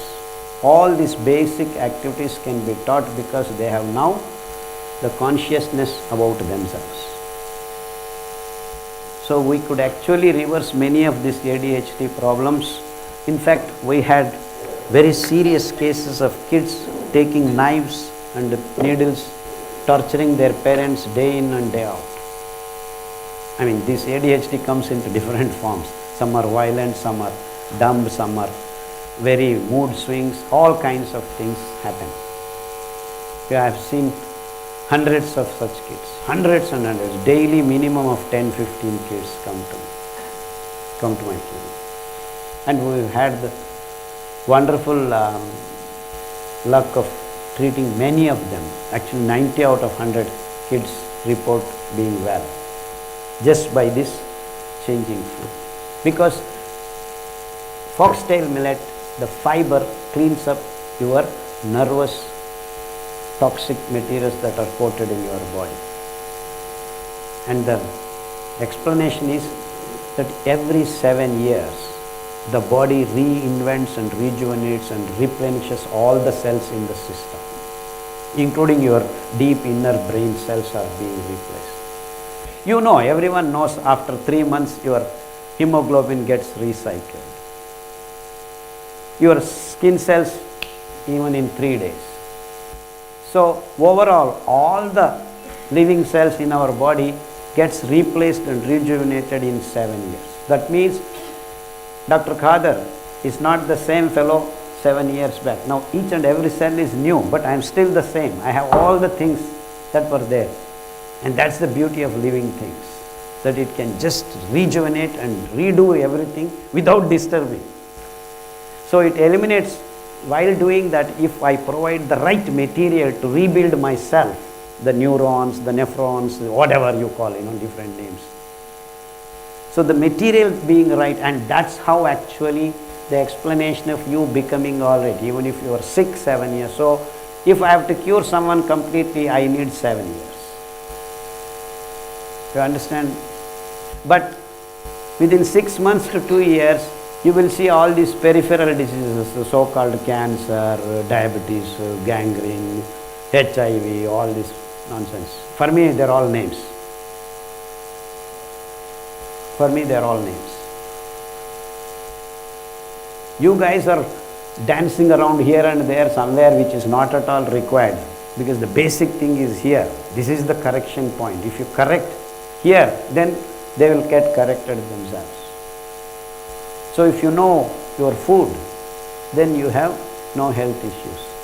But then we are talking this disease, that tablet, this is coming like that, that is coming like this, all these explanations. But then basic problem is here. So you correct here, all these things will fall in place. And that's what we did. We went around doing this at various given conditions. So this list that we have actually is irrelevant. Obesity, weight gaining, asthma, TB, liver, kidney, this, that, all that. But you see, if you notice, all the diseases have got only these 5 grains. Little millet. That's because you have hormone imbalance. Little millet, the fiber, insoluble and soluble, corrects these genitals, the sperm problem, the ovary problem, the PCOD problem. All these are arising from hormone imbalance. That's why we have got asking you to eat little millet for 3 days, kodo millet for 3 days, because it is through the blood everything is happening. We want them to be cleaner. I mean, the problem is identified because of that being enhanced system problem. So we correct that, and then you see you have nervous disorder, something else. You have arthritis, joints, you see nerves being so brown top and foxtail. Why nerves? Because if you see the nutritional list, the thiamine and niacin, which actually clean up the nerve cells, you have a lot more in there. So finding this match, we have figured out this table. And we have given to so-called autoimmune diseases. ESR is high and you keep on sneezing, all this cold cough. You dump antibiotics. We don't need to dump anything. Just get this carrot juice, amla juice, beetroot juice, mix and drink. And then on some kashayams we need to add. We have added already. And this list is being updated once in 3 to 4 months based on our clinical empirical findings. Kodo millet, foxtail millet, like that we have got almost 60 diseased conditions listed in the table. Though it looks like 43 in the table, somewhere in each places you have 2-3 diseases combined, like constipation, piles, psoriasis, increase, like that. So thyroid problem, hypothyroid, hyperthyroid, no problem. So with the combination of these decoctions and then oils I will talk to you in another few minutes. 14 types of cancer, but actually uterus, ovarian, cervical, esophagus, intestine, and then you have stomach, you have thyroid, pancreatic, kidney, prostate. So like that, it's actually almost, the list is 20 different kinds of cancer. But for me, actually there is no need of these big tables. If you see the decoctions that actually are keeping the cancerous conditions, are only 3, totally 8 or 9 decoctions are there. So what it actually tells me is that if once in a week, once in month we have these decoctions and these 5 grains as our food, we are totally going to be cancer free. The whole human race can be completely cancerous free if we only.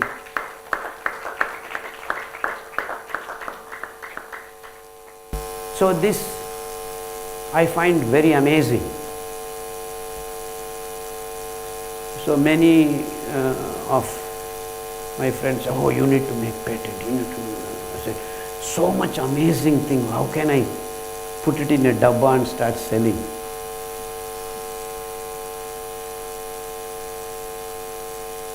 I said, the best thing that one can do is to share. It should be free. So there is no handles to this. Everything is free on the net. And most of my lectures are also loaded on YouTube freely. And many people have cut into pieces and then made in packages, and many times in the earlier days they have made CDs and started selling, making money. That's okay with me, it doesn't matter. What all I want is the information to go to nook and corner of all the planet. So if and when the human race becomes little sane, I hope they see my videos and then start following the food and the food patterns.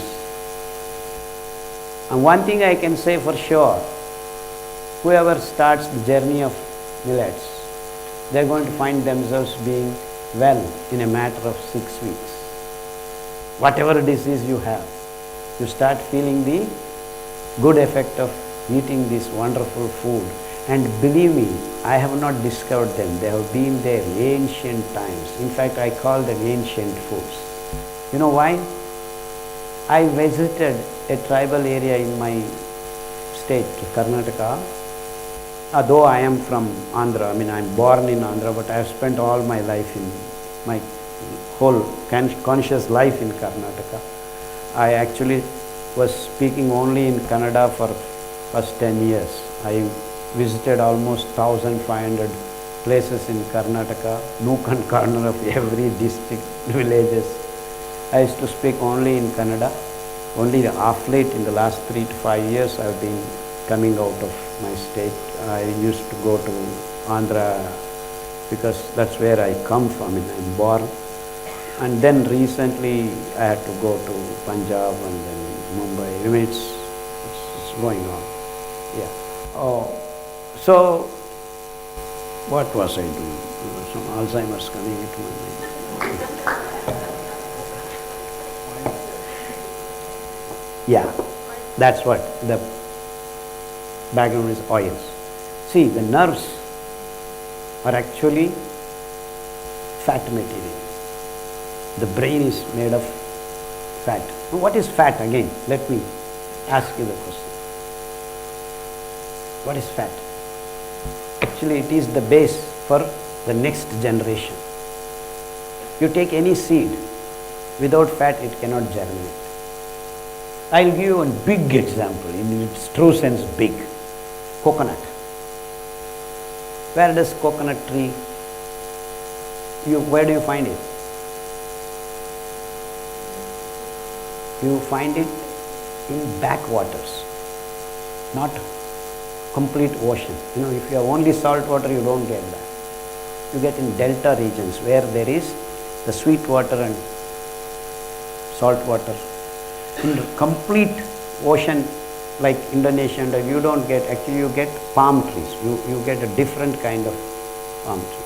So the coconuts are, so you see when the coconut falls, it doesn't know when it will find again the soil to germinate. So what it does is it loads the seed with lot of oil. You see a lot of oil because it may find its shore in 3 months or 2 months or so. So it has to live for long time. So it makes it the oil and it keeps drying up.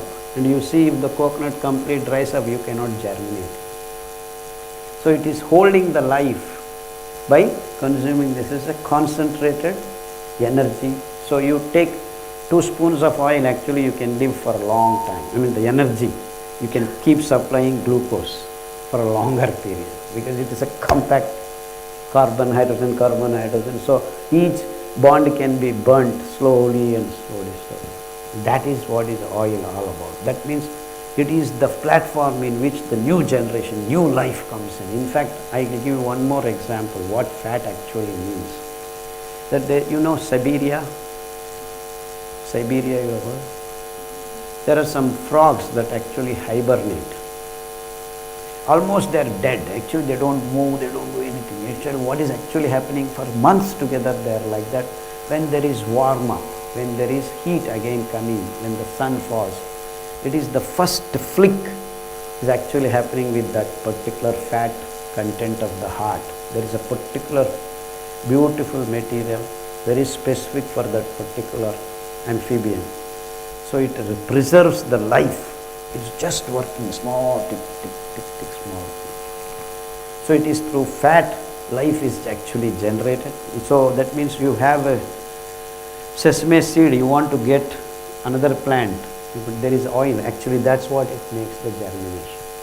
So without oils you have no new life form coming at all, including your sperm, your ovum is actually fat content is there. This is the story of oils. That means oils are very important, and actually that is the reason why your consciousness itself is controlled by this oil.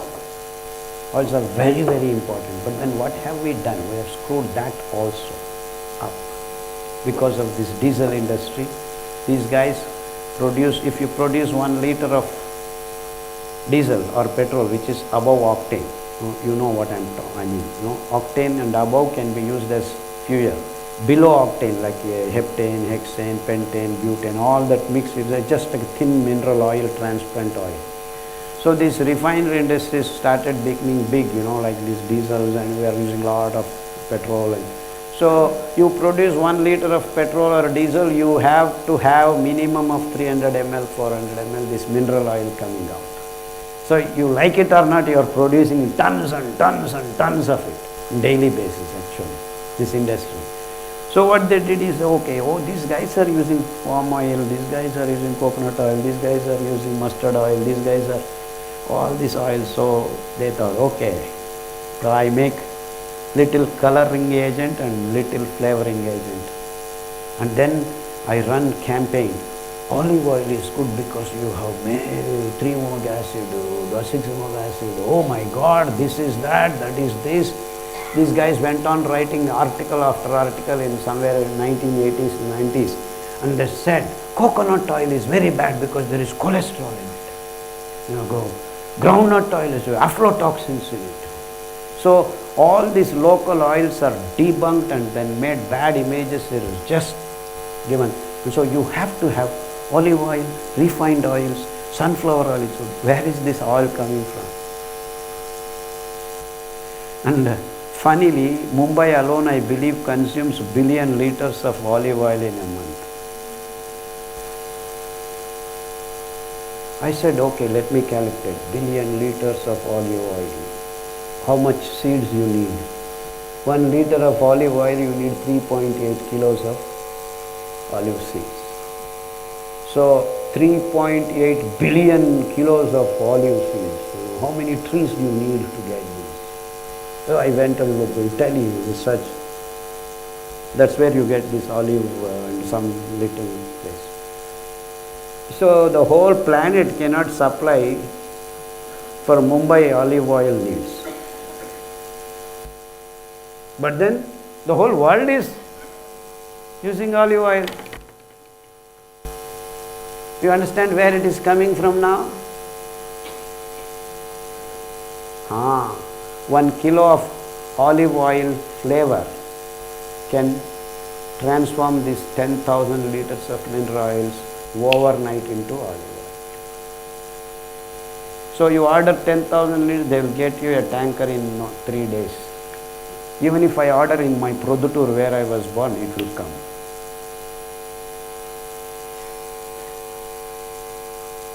Coconut oil, no problem.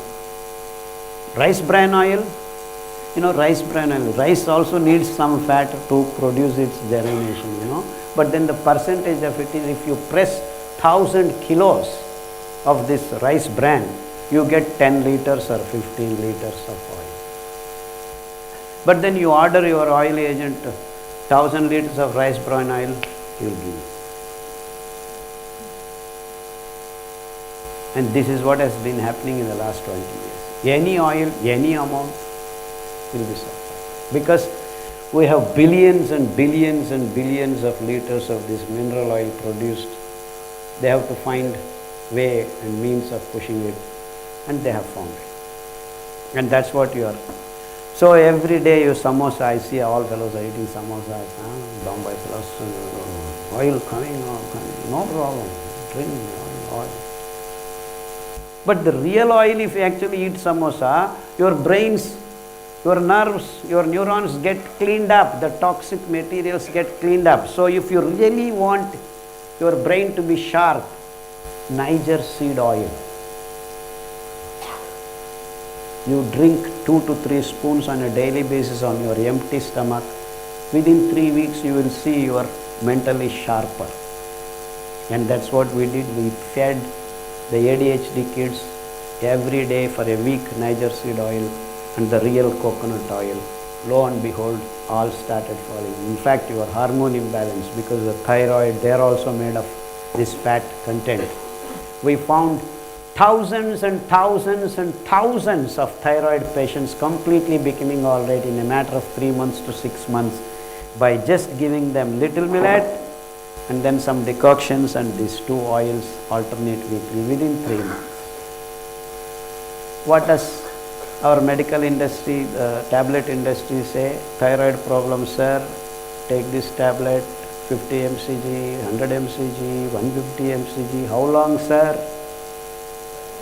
Is it a question to ask for me? BP tablet, how long?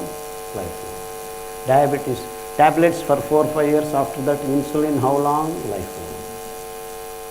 Rheumatic problem, how long? Lifelong. Is there any disease these guys have said you can stop the medicine? No. So isn't it proof enough for you that these guys are just selling tablets? They are not interested in curing any disease? With all due respect to all the doctors, I have nothing against, but have you not been reduced to this? Have you not asked yourself this question at least once a day? Oh, once a year at least? Excuse me, I am not being, you may think I am very aggressive. No, actually we as a common man pouring out the anguish. It's you who are supposed to be protecting us. It's you who are supposed to be guiding us in the path of health. What's happening? These are the questions the common man is asking on the streets. Please don't mistake me.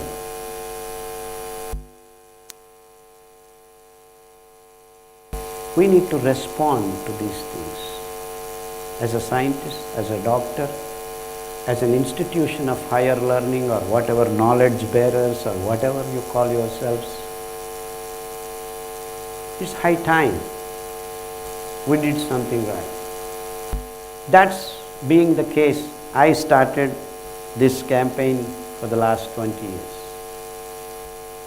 So we need to produce the oils in its true sense. And believe me, you don't need oils in this large quantities. You only need 1 or 2 spoons or 3 spoons.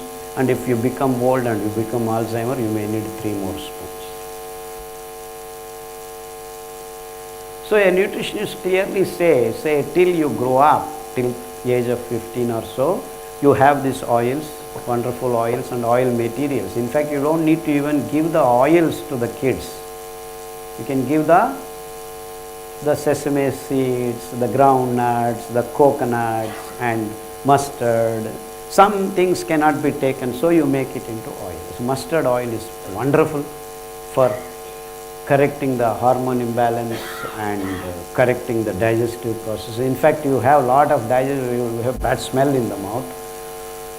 You just have to take not sesame seed, mustard seeds, take half spoon, just ash it on the ground and then collect it, put it in water, boil it for 4 minutes, filter it, sip after cooling it down, lukewarm. Don't drink hot coffee. This is the worst thing that a human being can do, is drink things hot. Now, I'm not talking about hot drinks. I'm talking about coffee, tea and other things being hot. HOT, temperature. It should be lukewarm. So even the decoctions that we are suggesting, don't drink hot coffee like that. Just cool it down. It's called lukewarm. In our language, gorvechadu antaru. You should be able to comfortably dip your finger, and that is the measure. So drink all your so-called hot drinks, not liquor. Let me be clear, very clear. Lukewarm. Be it, you still want to drink coffee, drink lukewarm.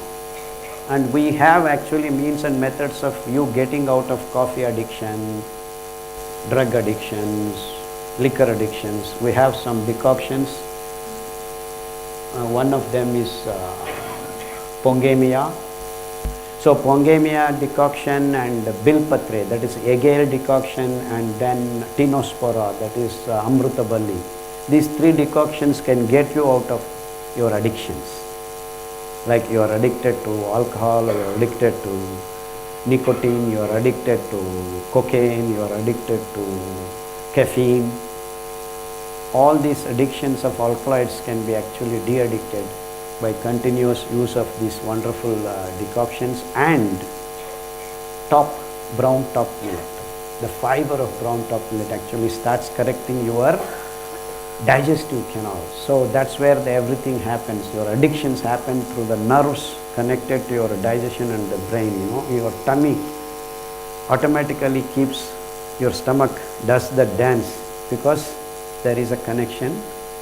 So all these things, triggers, responders, all these wonderful biochemical processes can be actually tinkered and regulated through the choicest decoctions and foods. And that should be our goal, to communicate the knowledge to the common man.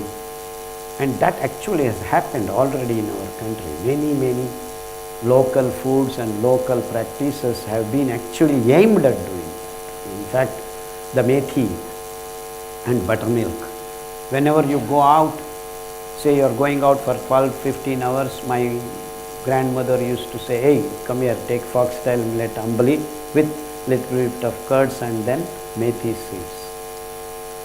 That protects us from getting into the infectious conditions. So like this, I have had the opportunity of visiting various places in India, local, tribal, and had wonderful time of meeting some elders and then sitting with them overnight, 2-3 nights, learning all these things and trying to grasp and internalize and make sense, the so-called scientific sense of it. And that work has resulted in, and we have actually got now a protocol of 6 to 7 pages which we will share. It is there already and Surya will explain to you that a feeding mother has to eat, a mother who is to be pregnant is not to have ADHD kids. We have healthy babies and normal deliveries. But nowadays 78% are cesarean deliveries, and then the normal deliveries have become abnormal now. So I mean the real normal deliveries, that you really deliver the baby through your vagina. That's what I mean by normal delivery. So all these things can happen properly and healthily. We have had the opportunity to work out the details of many such diseased conditions of human race, and we have found profound results and wonderful feeling has been experienced by not only me, many of the volunteers who have come out front and then started working, and one among them was Surya, and now we have almost 8 to 10 volunteers doing a wonderful job in Mumbai, and 3 or 4 of them are here, Bali and Archana. So I have talked to you about protein, I have talked to you about oils, I have talked to you about carbohydrate, I have talked to you about all the things that go into your mouth, but then I have not talked to you about one thing, that is the sweet. So you said don't eat sugar, then what do we eat? So he is Surya, and I will spend another 5 minutes about the sweeteners of our lives, which is God and nature has provided us wonderful things that I will speak, and then Surya will speak, and Meghna has come. Actually she is also she is from Indore, and she has been very actively promoting millets, and in fact she is a wonderful cook. She also does cooking classes in Hindi, not like khichdi in Hindi. So please, you could actually use their talents and knowledge, and they have been working with me for more than 1.5 to 2 years. So a lot of knowledge has been already transferred to them, and they have got actually right now as I was eating lunch, and Professor Kannan was there with me, there were 2 beautiful plants. I actually shared the information with few of them, and that's one is called fishtail palm, and in fact it's a rare plant, you don't see it anywhere, and I am happy to see in IIT campus. So I will show you 1 or 2 fellows that, and fishtail palm is one of the most beautiful plant, because when it makes the inflorescence, the sap that rushes through is actually fructose through the phloem. You know what is phloem? In a plant we call xylem and phloem. It's a peculiar arrangement in these palm trees. The coconut, the arecanut, the borassis, that is toddy palm, silver date palm, khazur palm, all these palmaceae trees they are called. Actually they look like your palm. When you have like this, that is called palmaceae. These palmaceae trees actually are designed by God in the areas where there is lot of water flow. Either it is in the coastal areas of oceans, or in the backwaters, or the running rivers. Why do they exist? Because God intends to see that the rivers do not go on spreading. You have along the things these wonderful plants which actually sucks the water and throws it out. So the water pressure on the banks gets reduced. That's how you have these wonderful backwaters. You know, you keep seeing year after year the same place, the plants maintain that. Though there is water pressure coming, the pressure is released by this. They are like tubes, zoom, piping out the water in large quantities. In fact, one coconut tree actually pumps out in a matter of 1 hour 280 liters, zoom.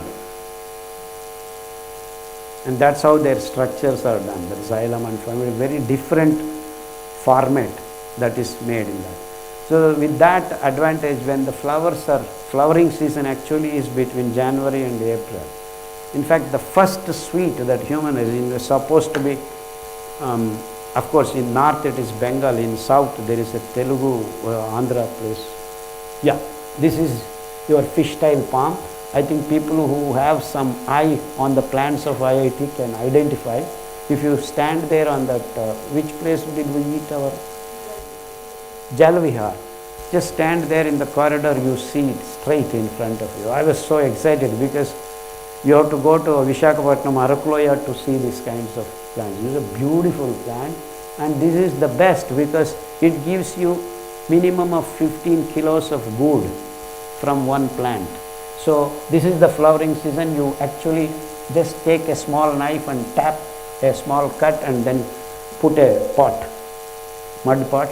It will release the sap, which is completely a fructose, and if you just expose it to the sun, in 2 hours you will have your wonderful liquor called kallu. So that's all the difference is. It's the microbial process are wonderful. They can just make things good and bad in no time. So you want this. This is called borasys tardy palm. This is tardy palm. Okay, that gives you approximately 8 kilos or something like that. And so there is one more palm called silver date palm, which is Bengal sweet. The Bengalis are known for it because those guys are blessed with this plant. It is not here, it is not there. It's there in their Sundarbans and all the water-logged, wonderful forest areas. They have this wonderful silver date palm. They are actually small fruits. Just to eat those fruits you should be blessed to eat those wonderful fruits. So if you tap that, this is actually the palm tree, the real palm, Indonesia. You have this palm oil, no? That is that palm. Date palm, your khajur. So different kinds of things are there, but in India we have diversified places, wonderful plants are there, diversity is maximum in our place. So you have 3 to 4 kinds of plants we can make good from. In Tamil Nadu they use more of that borasys. This is silver palm tree. Small things. This is in Bengal. Wonderful sweet. In fact, when this stupid invasion of Britishers came, actually first thing they were attracted was the sweets of Bengal, that eastern India. That's how this sugar cane came to existence, with their confectionery addiction of sugar. The estate word actually came from this sugar estate, the sugar cane estates, and then the slavery, everything started from sugar actually in the historical. So they replaced the real sweet. This is the real sweet because this is fructose. When you heat that sap, you get good. There is completely a fructose, 70 to 80% of it is fructose. So when you eat fructose, you are not flooding your blood with glucose. Still you have sweet. It takes around 18 steps for fructose to become glucose. In fact, it doesn't go into that path at all. It becomes something different actually. So eating palm jaggery, and it also has lot of minerals and other wonderful things. In fact, it also is very good. It's actually known as biological Viagra. If you eat, your sex instincts are aroused and all that kind of stuff. A lot of good things are there. So the real sweet we have forgotten, and the stupid sweet we are eating. The sugar, which is actually very addictive and very dangerous. So sugar with little oil is as bad as cocaine. And that's what you guys are all eating in the form of ice cream and this and that. That's why you're addicted. Once you eat ice cream, chocolate, you keep wanting to eat it because you're addicted. It's damaging your brains and everything, imbalance. So please, my sincere advice, don't eat sugar, don't touch milk. So in my lectures, don't eat milk, don't eat sugar, don't eat egg, don't eat meat, don't eat rice, don't eat what else we eat. The sad story is that we have forgotten wonderful diversified food materials have been wiped out, not only from the planet, even from our memories by these corporate companies, and that is the sad story. I know you laugh, but it is a very serious thing. So we need to get back to these wonderful natural products and make our lives more beautiful and more meaningful to live on this planet, because once you get back to these natural processes, we can really stop this homicidal attitude of corporate world. We are living in an economic system, economic model which is killing the planet itself, because to make this rice, this wheat, this meat, these eggs, this sugar, to kilo production of sugar takes 28,000 liters of water. So you are eating 1 kilo of sugar, you have gulped 28,000 liters of water. Now, same 1 kilo of palm jaggery, how much water it takes? It takes no water, 0. And still today we have 180,000 millions of these plants on this planet, even today. That means if we make good out of that policy, we can supply not 7 billion people, almost 24 billion people we can give. Even if you continue to eat the way you are eating your sweets, which you are not supposed to actually. In fact, we don't need that. You need only sweetener so that you can take some bitter decoctions or when something is needed. You understand my point? We still have in nature all wonderful things that you want to do, but be aware of what you are doing, because you are not only killing your health, you are killing the planet. Just because you guys are all drinking coffee and tea in the morning, having charchas and chais and coffees, millions of animals are dying in the Everest forest, in Western Ghats.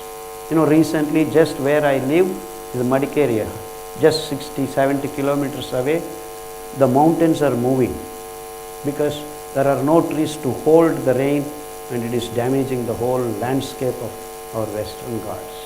That's all because you guys are drinking coffee and tea, nothing else. So, what's the solution? You have to stop drinking coffee and tea, and that is the only solution. There is no option for us. So, if a scientist, if an environmentalist doesn't say this, he is not an environmentalist. We have to stop this brutal way of living. We have been very, very arrogant, aggressive, and killing everything on this planet just for you to eat your stupid eggs, your stupid meat, your stupid sugar. Don't mistake me for this word, stupid. It is stupid, actually. It is stupid to eat these things because we are killing ourselves and the planet. Excuse me for my expressions, and in fact, I would want someone else to do better than me, actually.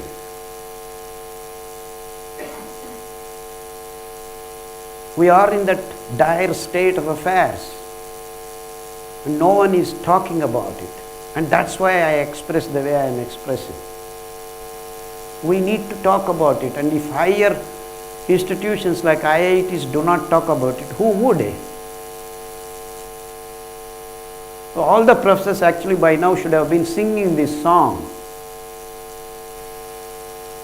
They are not doing it, and that is my problem. Please do it, tomorrow onwards at least. Thank you very much.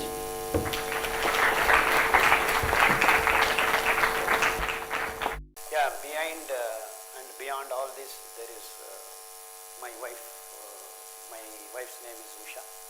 And she just generally doesn't appear outside, and she is always behind. I don't even have her photo actually. Usha ma'am, we have. Yeah, when I decided to come back 1994 or so, yeah, there she is. And I told my wife, she looked at me, "You're a mad fellow," that's all. So if anyone has any question to ask to sir, they can just point, raise your hand, so I will come. Sir, I am Mohan. I am student in campus. So my question is that you talk the importance of millet crops or like organic crops. So I think that the crops are which have been in the price of crops, millet crops, it's growing up, and it's difficult to buy for people or who are living the daily labors. It's difficult to access that food. So how could be accessible that food to these people, and what should be the which step can be taken from the state level or any organization level to make them access? Yeah. This is my general question for you. Yeah. Thank you. Yeah. That's a good question. But we are at a time when the common man on the road, the poor laborers in the cities especially, it's going to be very difficult to start with. But then, if they get the awareness, actually they are the first people who have the access, because they are still connected to the villages, and it is so easy to grow these grains. In fact, the brown top millet grows in 2.5 months. In just 75 days you get the crop. So, in fact this we have already done it in the villages of Anantapuram. Actually lot of these laborers in the Hyderabad, after listening to my lectures, they have gone back to their villages and asked them to grow these things, and we have provided the machines, small machines, very cheap, 2,000, 3,000. They are actually making the rice itself in their home. In fact, they are getting, so actually the real poor laborers of taxi fellows, these fellows, they have no problem actually, because they directly go to their village connections and then they are growing, because earlier it is difficult to grow because they do not know how to grow and there were no seeds left, which we have provided almost all the villages of Karnataka and now Telangana and Andhra Pradesh. So it's just a matter of, the question is very serious one, because the poor people cannot afford, that's true, because there is no crop that is being grown by farmers. Why are they not growing, farmers? No one asked them to grow. If they were growing, if they are getting some money, they will grow. Now actually it's a fantastic question, because out of 100 acres, I am going to answer you completely, not leave anything left. 20 acres is what any country in the world, the highest technologically advanced countries, can only irrigate. Maximum is 20%. Maximum, including the Israel. Right? So it is a small country. So whatever they do, our stupidity is we think it is as a model. But it is not a model for us. It is a small place. Whatever they do is good for only small places.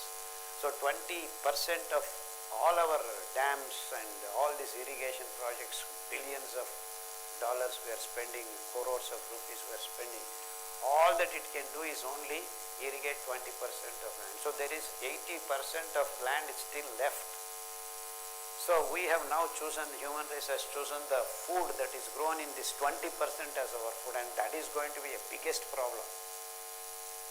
So logically speaking, we need to get into the 80% which is lying free on the free. So 4 rains, what you can grow is this 5 millets. Not even ragi, pearl millet, they need 900 liters of water per kilo. These guys need only 200 to 300 liters of water per kilo. So your question is very much right, because now, because no one is producing, it looks like we cannot give. But then once this awareness starts and then once the farmers get to know, till now they were not able to produce because no one wanted to eat. But now that the value of it, that is the point, the value of the dry land farming has been completely negated by these companies.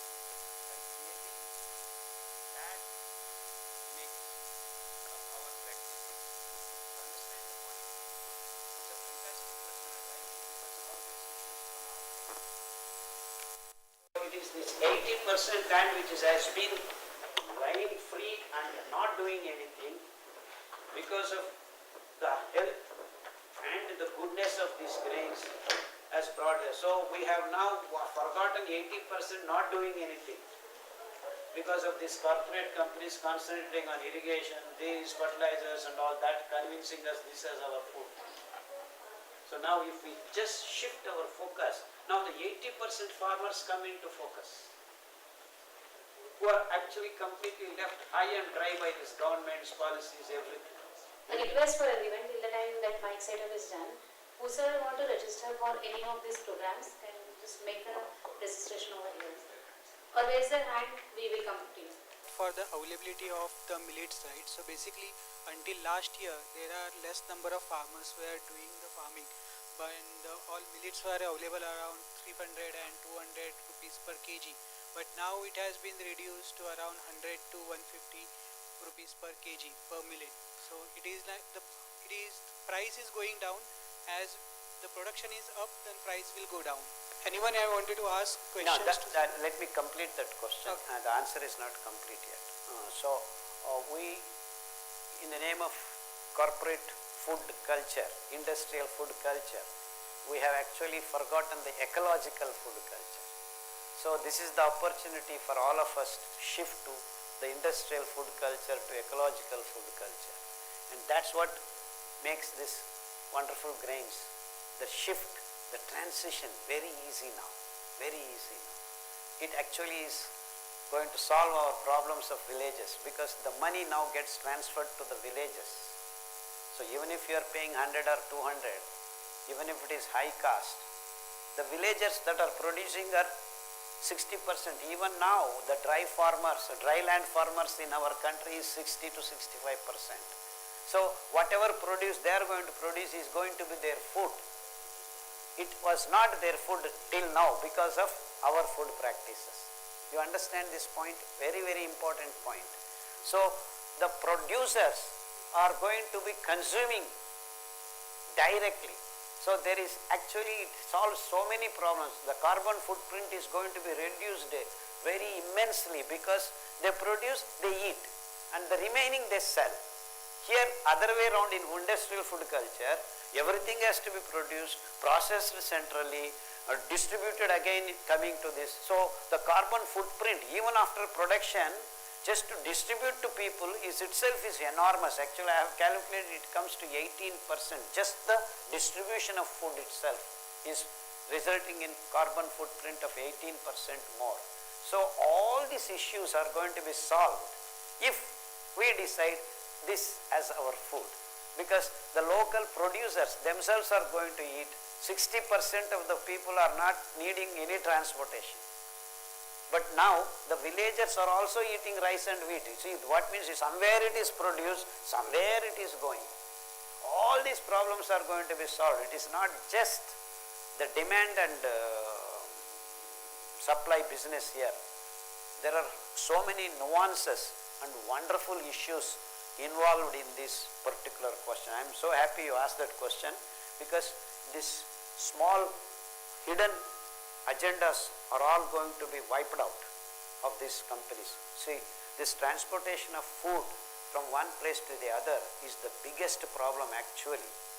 The logistics and the centralization of food culture is a bad thing to happen. It should be local and regional so that the transportation is eliminated, and that is also going to be taken care of. This question no one actually asked me.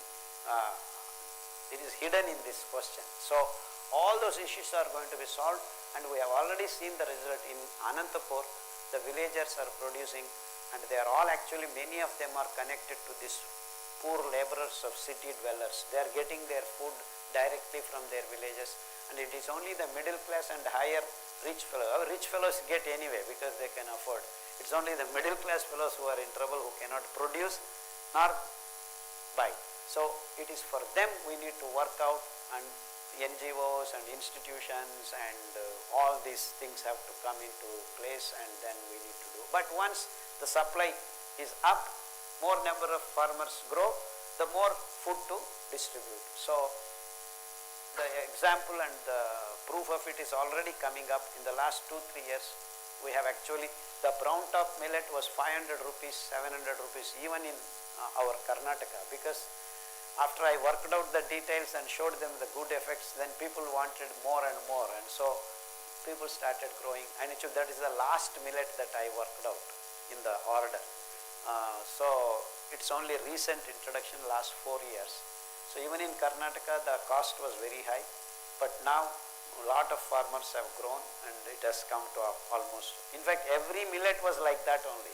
From 15 years I have been seeing, Koda was very high cost some 7-8 years back. Now it's slowly, now all 5 grains are coming to almost 150 to 200, and if the whole country joins, and it can join because everyone can grow, no one need to go back on this. Every farmer who has 3-4 acres land, 4 rains and you grow.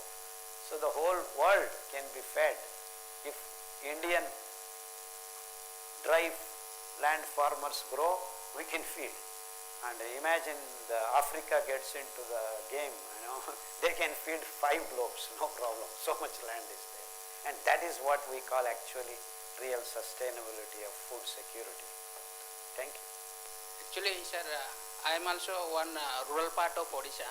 So earlier the tribal people or the marginal people, they used to cultivate the millet cultivation on the Absolutely. foot of the hill, Absolutely.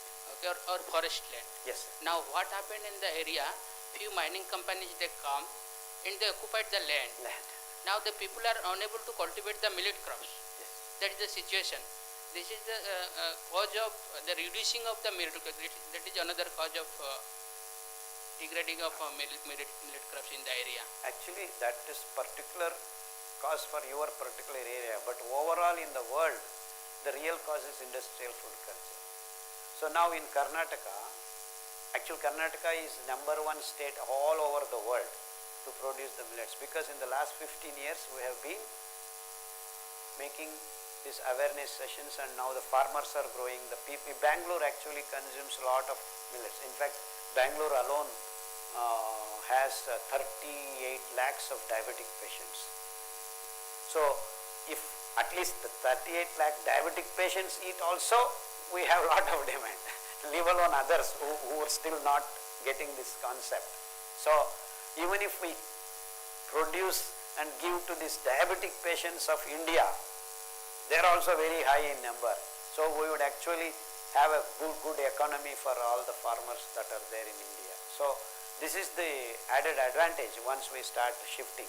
We get healthy as well as the farmers and the dryland farming. And of course, the best thing, sir, for your thing, you should throw out those mining fellows and occupy that land back. Yes, sir. Shoot your question. First of all, it's my privilege to attend your seminar, because I had seen your videos on YouTube and very much impressed. My wife found some videos and we really started following it. Amazing results. Thanks. So my question is how to recognize the millets are at the right level, because I have heard that some are hulled and then some are polished. Yeah. Because we bought some millet from some Powai store, Yeah. and we were able to cook it in 1 hour. Yes. So we were surprised how. Yeah, I think they are machine unpolished ones. You see, after, there is a particular methods of maturing the grain and then subjecting it to machine or mixie methods to get the right grains. That is what we are actually been doing in the training sessions, because everything is knowledge based, which has to be trained and learned. So I have done that for the last 25 years. I have been sincerely and with all passion working. So I have gone to different knowledgeable old farmers and then spent hours, not hours, days, in fact sometimes months, learnt all these tricks, and we are trying to give the information to all the people.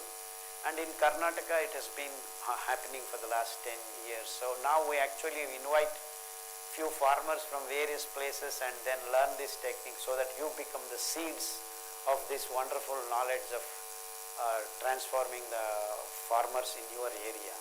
So we eagerly await from farmers from various parts of India, also if possible all over the world. We invite people.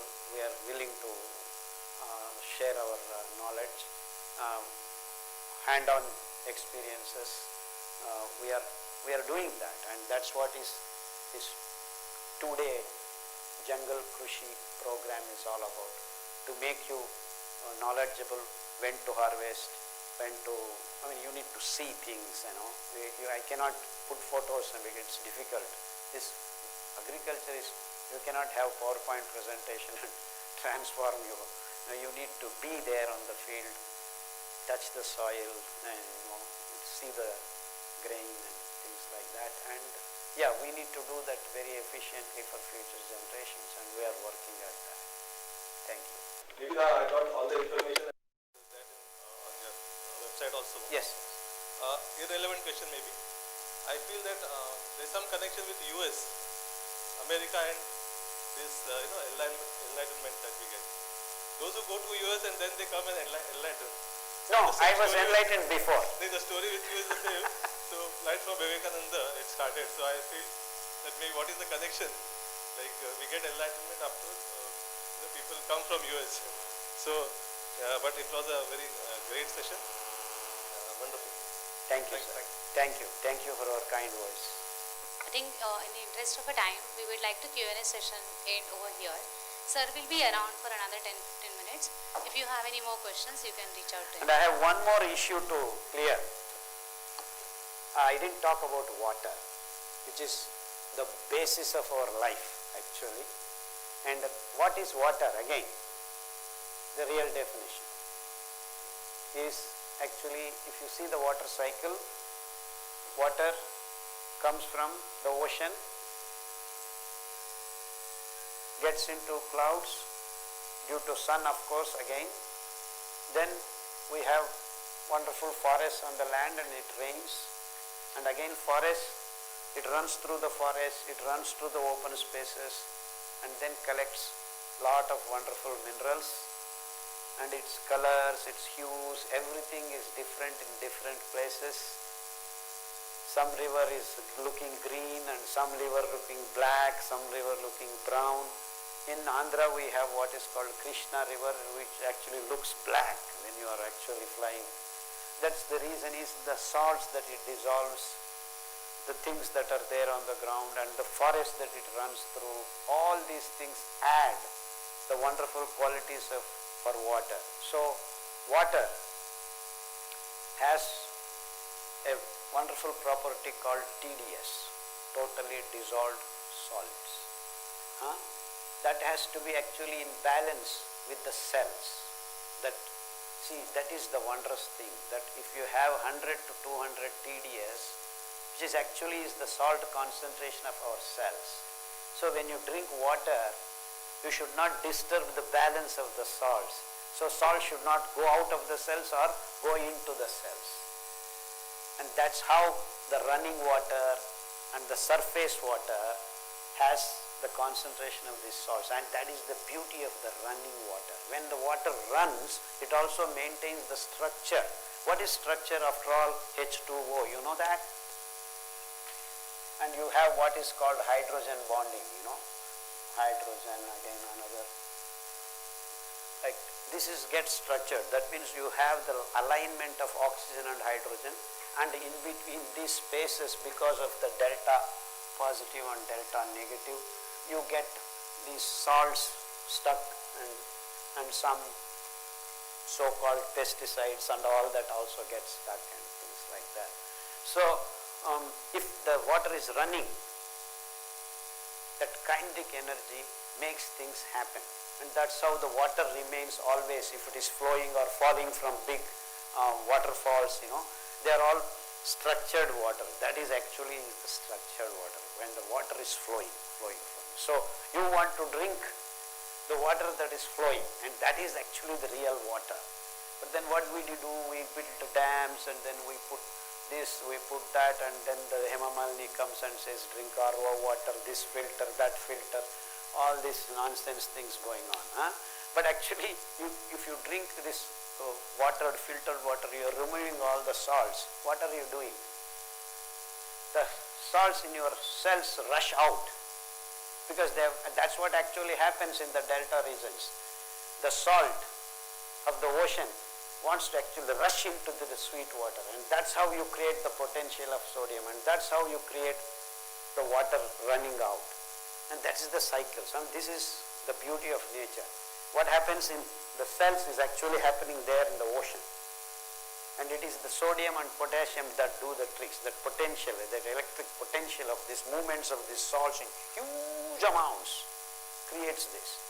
So that means the structured water, you have all these wonderful things going on. So now what did we do? In the name of selling filters and this and that technology, you have stagnated the water and made the water completely out of whack. So you drink RO water, and many people, in fact, as I see, even as I told you, you are drinking in plastic cups, Bisleri water, this water, all the plastic nanoparticles you are consuming. So you really want not to drink this water in plastic cups, plastic filters, plastic. So, but we have only that water being available. Even the pipes, the water is coming as plastic nowadays. So how do we get out of the problem? So the best option we had was a technology which is ancient again, copper with d orbitals, free d orbitals, transporting themselves into 4s, ds, that only with copper and silver you have that. In silver it is 4d and 5s, In copper it is 3D and 4S. And the bandwidth of water structuring happens with this copper, not with silver. So you just take copper plate, take 20 liters of your RO water. RO water I don't like because there is no salts at all in that. So don't drink RO water. You can have distillery water that is collected from here and there. See the TDS is 100 to 200. But still you have problems, it is not structured, it has toxics, this and that. So this copper plate you keep in 20 liters of your water in a steel vessel, not again in a plastic vessel. Put that, and because of that free rotating electrons, you get cleaned up and the water gets structured. That is the first thing that happens in copper plate. You can see that very clearly. Within 2 days you see the notice. You notice by your tongue and feeling that the water treated with copper plate for 6 to 8 hours. Again, 8 hours is what is required. And that water you drink, you cook, you do everything with. And we have literature, no? Our sadhus and santas, if they get angry, they take the water and soak like that. They are happy or unhappy, both. That is from Kamandala of copper Kamandalas.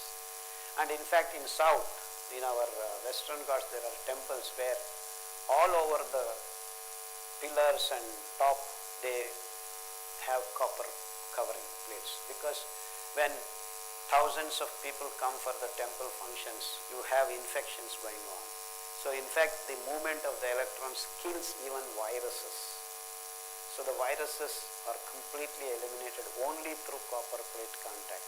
So even now, even last month, that big function, thousands come.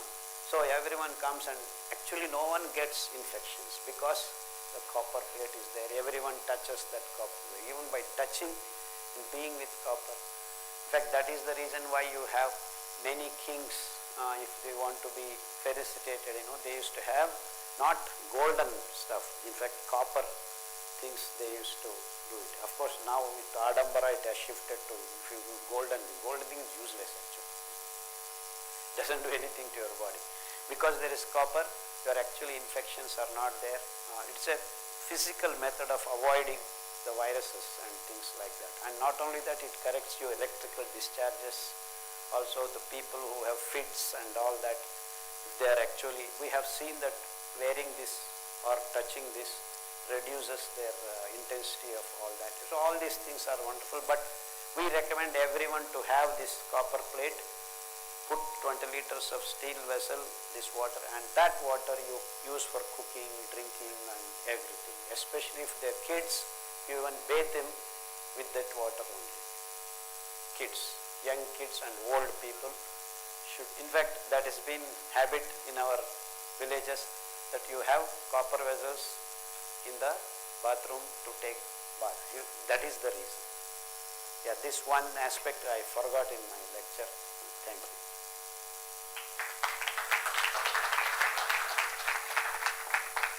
One last minute I will take. Yeah, this is the plastic bottle I was getting.